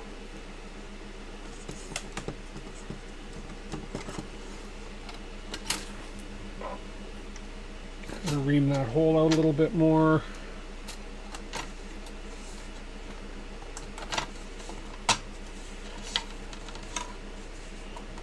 A little bit more. Okay.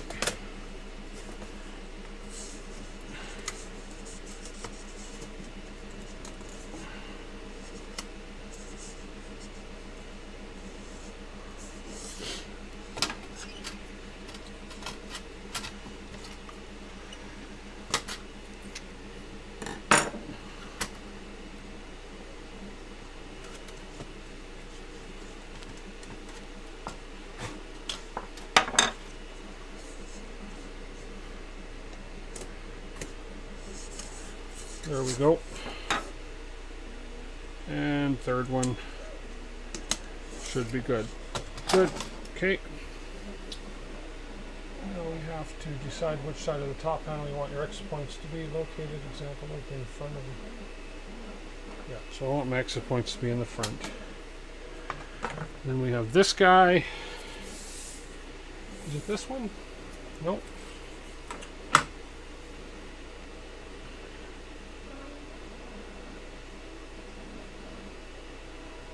Okay, press the top exposure, you have to be tight.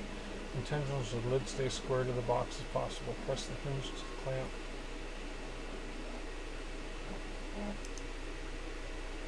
Okay, there's another part here for the hinge, which is right here.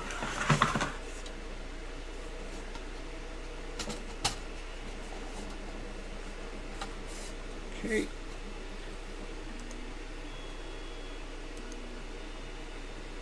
Thanks, Dan. Appreciate you popping in. I'm not going to go much longer, maybe another half hour. This is taking me longer than I thought, but I'll do a part 2. Thank you so much for dropping in. As always, I appreciate it. So I'll finish up the next step or two, and then we'll move on from here. So have a good night. Yeah, we're down to 8, so it's getting pretty boring for everybody. So yeah, I'll just finish up a couple steps here, and then I'll call it a night, and then I'll schedule another time and finish it.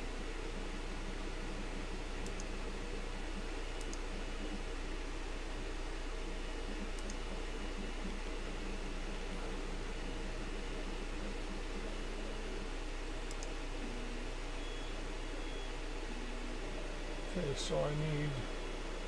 so there's 3 thick washers somewhere. Nope. Let me see.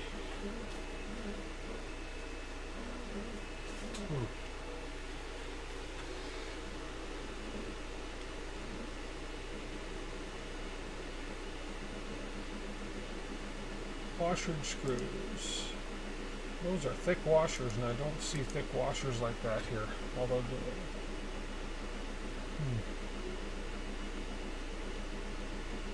3 of them. Okay, I see. So we're going to put 3 washers.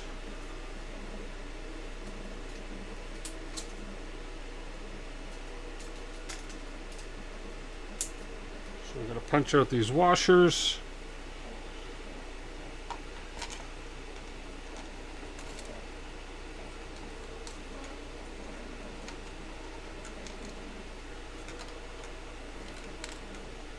Yeah. I have one of those.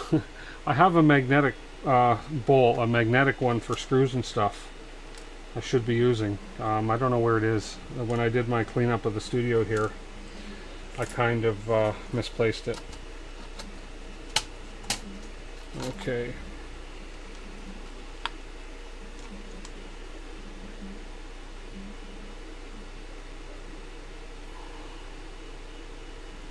So 3 washers on each of these guys.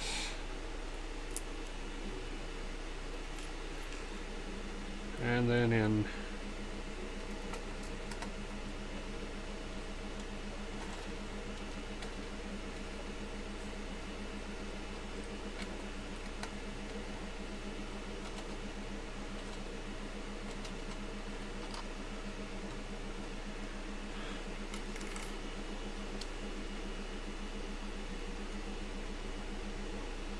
Plastic camping egg cartons. That's a good idea.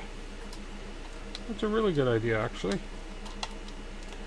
I 3D printed a couple drawers for storing all my little screws and stuff in. They work pretty good.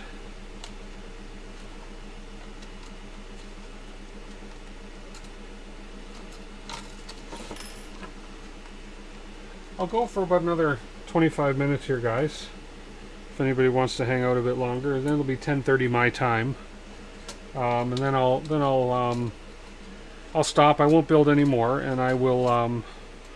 What I'll do is I'll read ahead in the instructions a little bit since I've got them open, and then I will schedule another live build one of these nights. We'll see what's going on with other streams and stuff. I don't want to go on at the same time somebody else does, and then I will schedule another time and finish this off.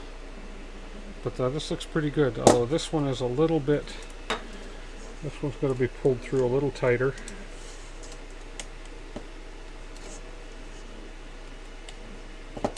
There we go.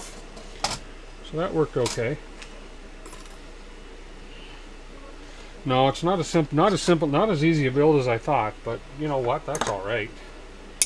It's just it's boring for some people to watch a live stream like this because whatever. But and even tougher for people to rewatch it. I don't know if I'd sit through 2 hours of this myself rewatching it, but it's a good experience building this. Okay, the orientation of the hinge, we all have that set. Lid assembly, preparing the lid brace. You know what I'm going to do? I'm going to pause it here for this, because the next step looks like it's going to take a little while. I'll pause it here where I am. We'll go have a look at these prints that are printing. I'm going to put these in a container. I have, right here. I have a spare little plastic container here that I can pull these little parts out, and I'll put all these parts in this container so I don't lose them.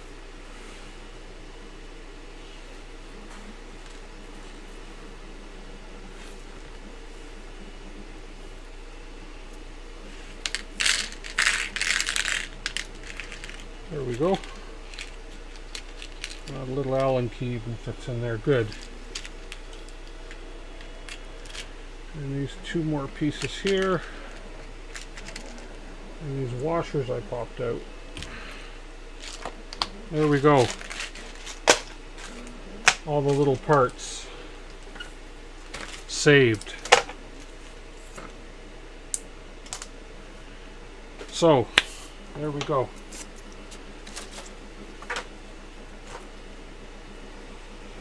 Yeah, that's enough of that. I'm getting a little, Hey, Tron. Yeah, I'm going to order more of those, Mika. I've got one somewhere. It's around here somewhere, and I'd like to know where I put it, but I've got so much stuff that I've got to sort through and organize yet. I have it around here, and it's really annoying me as to where I stuck it. But yeah, I'm going to order a couple more of those. I like those. Those are quite handy. So, yeah, so I'm going to continue this.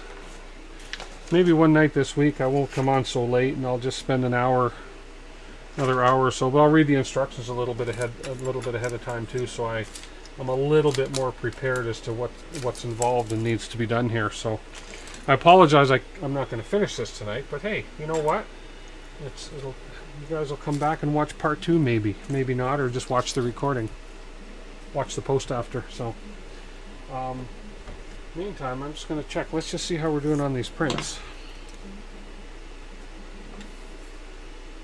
5 hours for your V1.5 Repbox. Wow. Okay, so I guess I'm not doing too bad here. I've been, 2 hours now, so.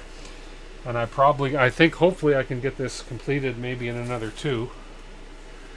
There's a few more pieces here. Let's see. There we go. And there's all the pieces. Everything. Okay. So let's just check on this print here. Let's see what's going on. How's that one coming along? Not bad. Nice colors. Let's see if I can get that camera in closer for you guys. Oh wow. This filament.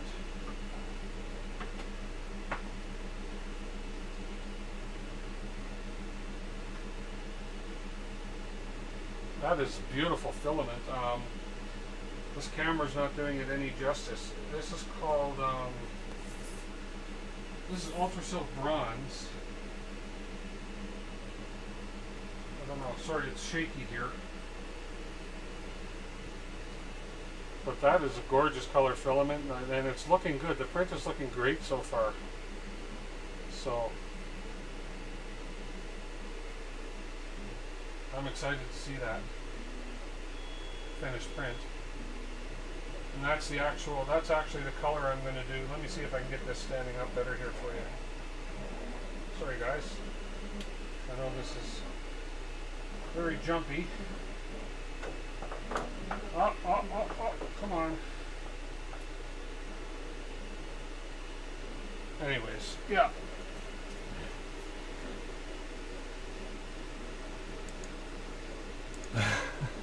Sorry about that. I was trying to move the camera. A beautiful filament. That's going to be a great print. That's the same color I'm going to print that Dalek in. If this finishes before I go to sleep tonight, I'll start the Dalek print, which is a 31-hour print. So we'll see what that does. Earthquake, I know. So, and then the other one that's going obviously is this guy.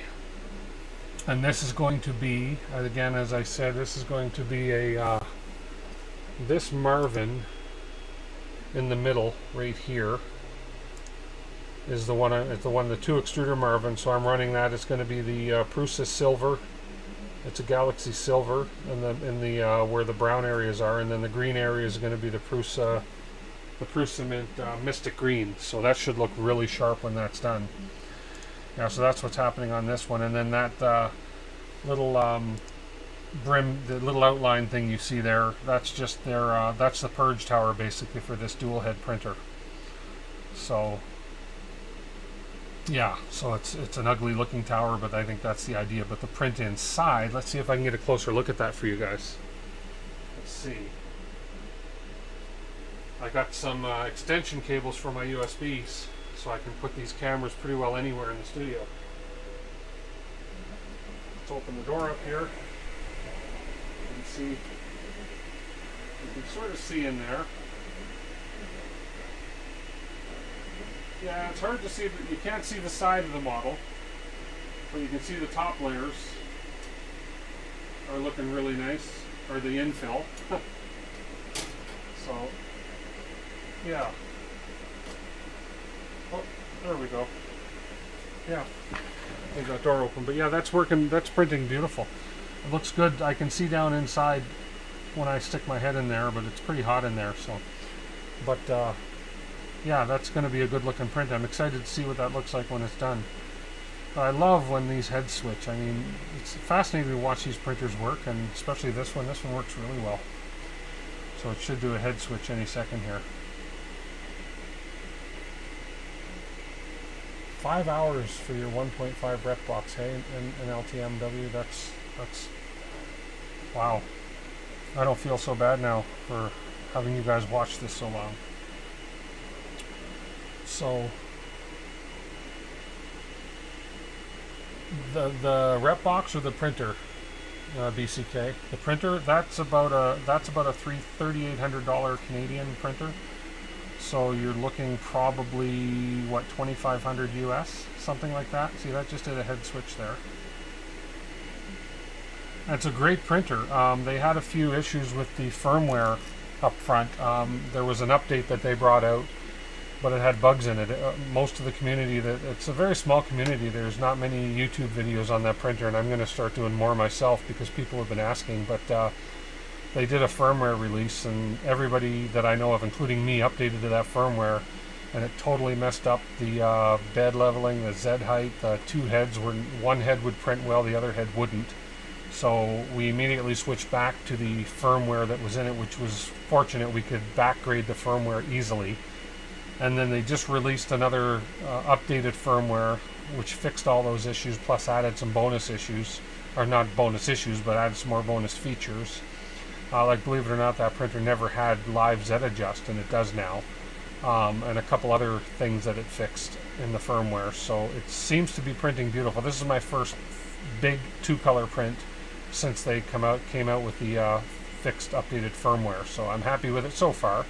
Other than that, I said earlier, I was about an hour and a bit into the print, and it just froze. Like, I mean, the printer stopped, the nozzle stopped, didn't cool down, the heat bed didn't cool down, it just stopped, and that's as far as it got.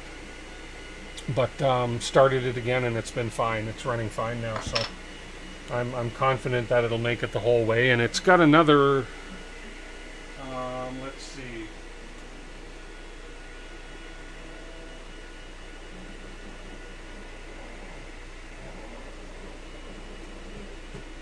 Huh. Well, because I got the door open, it won't let me see. It's probably got about another 8 hours to print. So, should be a good looking print when it's all done. I should just leave the stream running to print it. No, I won't do that. I wouldn't do that to anybody, leave that running all night. So, yeah. That's that one, and the other one's going, so.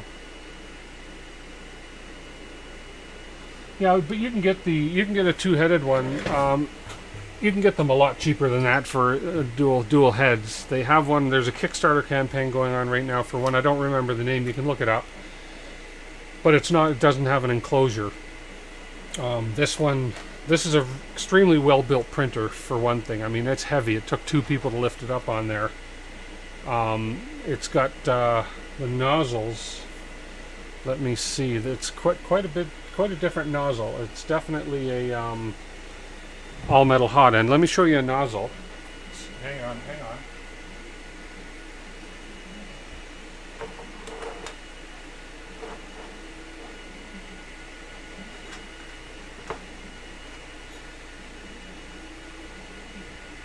So this, I'll put it in front of this other camera. Yeah, I guess I could do that. Some people just like to watch printers, puts them to sleep. But check out the nozzle for this printer. That's right there. That's one of the nozzles. So it goes right, the filament goes right down through the nozzle, so there's definitely no heat creep happening in this. But yeah, that is one of the nozzles. Each head has one. So it's quite the nozzle. Nozzle. That's a weird word if you say it over and over, nozzle. But yeah, that's pretty impressive. So yeah, so the nozzle comes up to here. The Bowden stops at the top of the nozzle. There's a heat break up there. There's a fan in there. And you can actually adjust. There's an adjustment where you can actually move these nozzles up and down, because you want to make sure, obviously, that both nozzles are the same level to the bed, because even if when you do a auto level on this thing, you have to choose which nozzle you want to auto level your bed with, and that's fine if you're running. So you level it with your right extruder, your right nozzle, it levels it, and if you're printing with the right nozzle, you're fine. But if you're printing 2 color, you can only level it with 1 nozzle. So you got to make sure that those nozzles are trimmed to that bed exact. So there is a micro adjustment that you can actually raise and lower each one. I haven't had to do it, fortunately, knock on wood, but I'm sure it's going to happen eventually. So yeah, but yeah, I can't tell how much is left in this print here, because that's one thing. It's funny, the Ender 3 V2 will give you remaining time left in the print, but the CR6SE won't. So, but yeah, I'm really digging that color. That's going to look so cool when I print my Dalek, whatever you want to call it. Doctor Who guy, evil guy, the one that says exterminate, or whatever he says. So, yeah. Oh, wow. This is going to be cool when it's done, but yeah, it's a lot longer build than I anticipated. But I'm excited, and then after that I'm going to set up the Palette Pro, get that going. I'll do a stream on that, and we'll get the Palette Pro running again, and I'll try and see if I can't do a 4 color print. That'd be pretty cool. I've done a 3 color print and tried it. It was pretty good. Let me show you one print I did on it.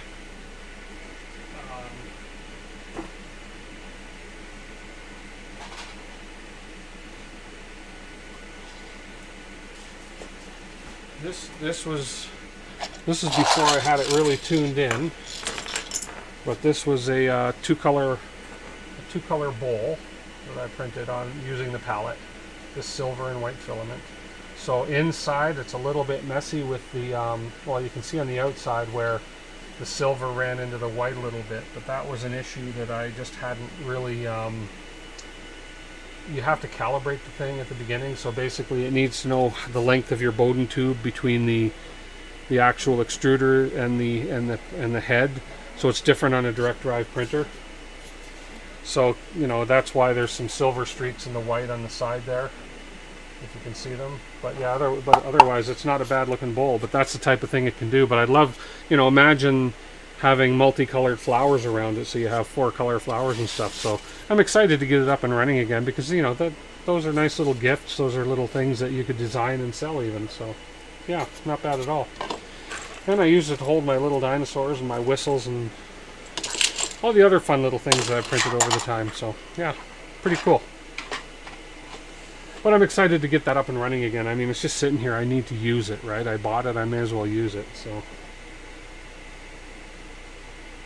calibration and increasing the purge. Yeah, because you can tell it how much to purge based on the color as well, right? Because I know if you're printing, for instance, black, and then you're printing white, you want to purge that black right out, where if it's the other way around, you're printing white and then black, it's not so critical. But yeah, well, in this case, perfect case here is that, you know, the silver needed to purge a bit more before the white started again, because obviously, as we all know, in the hot ends, you can actually extrude a good 100 millimeters of filament, and depending on what color was in there prior, you're still going to get a trace of that in there, especially when it's white.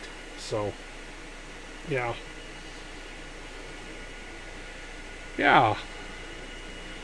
What else can I show you guys that I've done here lately? Not much. Oh, I don't know if you guys are any of you guys familiar with Clockworks, Clockspring? Is it Clockspring 3D? Yeah.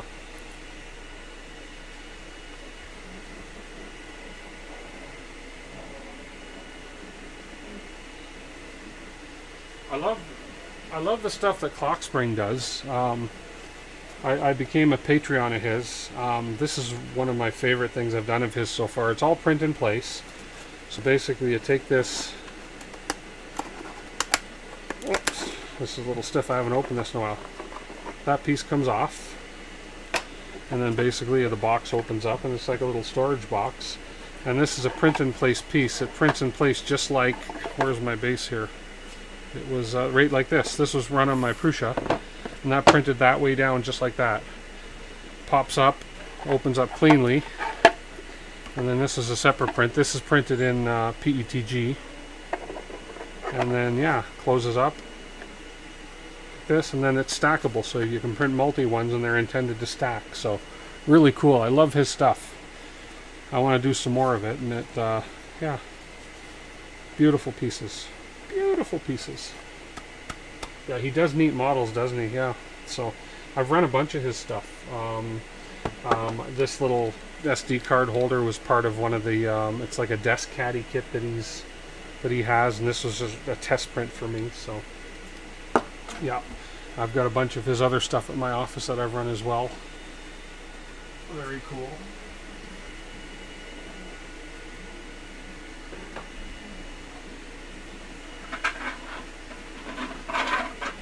And I like this little guy. This is a, I had a little issue with the sticking on the bottom layer on this, but it's basically, you pull it out, you can put playing cards. It's actually the perfect size for playing cards. So if you like playing, if you have multiple decks of cards or whatever, throw them in there. It's a compression box. You put this lid on, and it just screws down and compresses the cards. That's another one of his designs, so pretty cool. Some pretty cool stuff he does. So. And this one comes in two sizes. There's this tall one, and there's one that's half the size as well. So, and obviously a two-piece print. And he just uploaded a couple new things just recently too. So, and yeah, and he has, for those of you that do or don't know, you can go to his Patreon page, and he has 2 levels of Patreonage, I suppose you want to call it. There's the first level, which I'm on, which basically allows you to download any of his models and print them for personal use. And then there's a second level, which costs a little bit more, but you can download any of his models, and you're free to sell his model, sell any prints that you make from his models if you've contributed at that level. So I think that's pretty cool, because some of these things are definitely sellable. If you have, you know, just open up an Etsy store for little things like this or that box, sell this on Etsy for, I don't know, 25 bucks, it would sell. So I'm seriously considering upping my patronage membership with him so that I can do that. But I just want to confirm and make sure that everything is as it says, that I can sell them with no, you know, no repercussions down the road. So I'll be looking into that. But yeah, so let's have a quick peek at this one. I think this one's still got a couple hours left to go yet. I thought it would be quicker. Well, it's working on some of the tall pieces now, but that's going to be cool. I will definitely show that off. Actually, it'll be done when I do the next portion of this Repbox build. That will be done, and so will this one. This will be done as well. So looking forward to seeing this guy. I mean, it's kind of frustrating in a way because you've got this wall, this purge wall, and you can't really see what's going on behind it completely. So I'm kind of excited. It's going to be like a big reveal because the purge wall is going to come up and it's going to cover right over top of his head. So it's going to be like opening a Christmas present. So Marvin for Christmas. So there we go. Very cool. Well, we're almost at 10:30, guys. I'm gonna shut it down. I want to thank you guys for watching. If you haven't, I'd appreciate a like. And if you're new here, just please subscribe to my channel. And I'm gonna do more live builds, more live stuff. But I'm also gonna start doing some pre-recorded and pre-edited videos of different things, because these live ones can be a bit long for people to come back to and watch later. But I know that there's a handful of you guys out there that really enjoy the live streams, so I'm definitely going to do those, continue the live streams. My goal is to do once a week, do a live stream of some sort, and then through the week maybe do 1 or 2 pre-recorded and edited videos that I post of whether it's to follow up on the live stream or whether it's to show some prints from a printer I've built or something. So things that are coming up, I've got a Creality. I still have the CR6SE sign up going up there, but I got to build another Creality CR6SE. I've got the Creality LD002H resin printer coming in. I've just got some bottles of resin back here on the shelf, boom and boom, that I've got prepped for that, but I'm still waiting for that printer to come in. I have the Kaiwu, it's the Kaiwu Kickstarter, the Kaiwu, I forget the name of it, but it's the Kaiwu 3D printer. It's a little different design. Looks like a pretty cool printer though. I'm excited to get that. That's probably going to be coming in January, February. And then the big one that I'm waiting for, and I don't know when it's going to come in. Yes, NLTMW, I'm just getting to that right now, is the CR30. Naomi Wu's print mill, Creality print mill printer, the CR30, I do have coming in.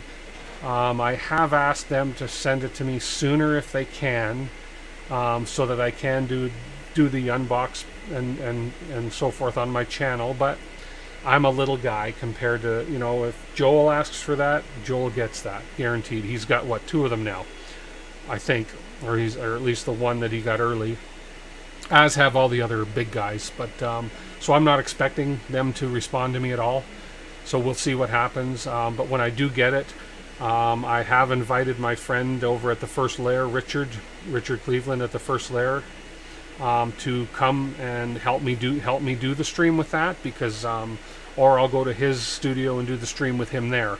But I have definitely invited him to partner with me on that stream, so that's going to be something to look forward to. That'll definitely be in the new year, because I'm pretty sure I'm not going to get that thing any sooner. They're saying delivery is March or something. I'm hoping that I will get it sooner. I'm going to reach out to Creality again.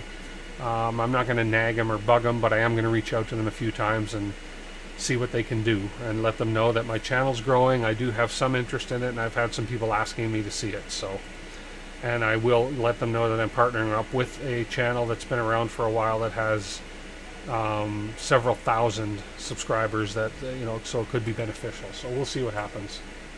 Prusa Mini, I have a Prusa Mini sitting on the shelf back here. It needs repair. I have to put the hot end. I have to put the hot end thermal sensor in. I had a thermal sensor go on me, so Prusa sent me a new one free. They rushed out the part to me. I've had the part for a week or so now, but I just want to do, maybe, I don't know if I'm going to do a live repair of it, or I'll just do a pre-recorded and edited repair of taking because that's going to require some disassembly of the Mini to get the thermistor back down to the motherboard, etc., etc. So that's going to take a little bit of tearing apart and putting back together in the Mini. So maybe I'll do that live, but either way, I'll either do it live or I'll do it a pre-recorded one. So no problem. The German guys did their unboxing in the last 2 days. Yeah, the guys that have the big channels with the multi-thousand subscribers are getting them. That's why I don't expect Creality is going to respond to me at all, because I'm approaching 300 subscribers, which is great. It's leaps and bounds ahead of where I ever expected to be this year. So, and that's thanks to all you guys. That's fantastic, and I really appreciate it. But I don't expect Creality is going to honor my request to get them sooner. But again, don't ask, don't know, right? So I'm going to ask and see what they say. I'm going to mention the fact I'm partnering up with another channel, etc. So who knows what'll happen. And if I get it sooner, I will, and that's going to be a big one. And that I will probably incorporate that with a giveaway of some sort, because I'm hoping by then I'm trying to creep up around 500, and once I get around the 500 mark, I want to do another giveaway. So, and you never know, somebody might pop in on the stream and give away a CR30 during that. Stranger things have happened. So anyways, oh, that'd be, you printed all new parts for your Mini. Will be a full rip down and rebuild. That's cool. That's a great idea, actually. Just switch up the colors and stuff. That's actually a really good idea. I could do that for my MK3. Because when I took the extruder apart last time, when I had a couple issues, I noticed that there's some wearing going on, which happens, right? So that might be, again, that's content that can be done down the road. So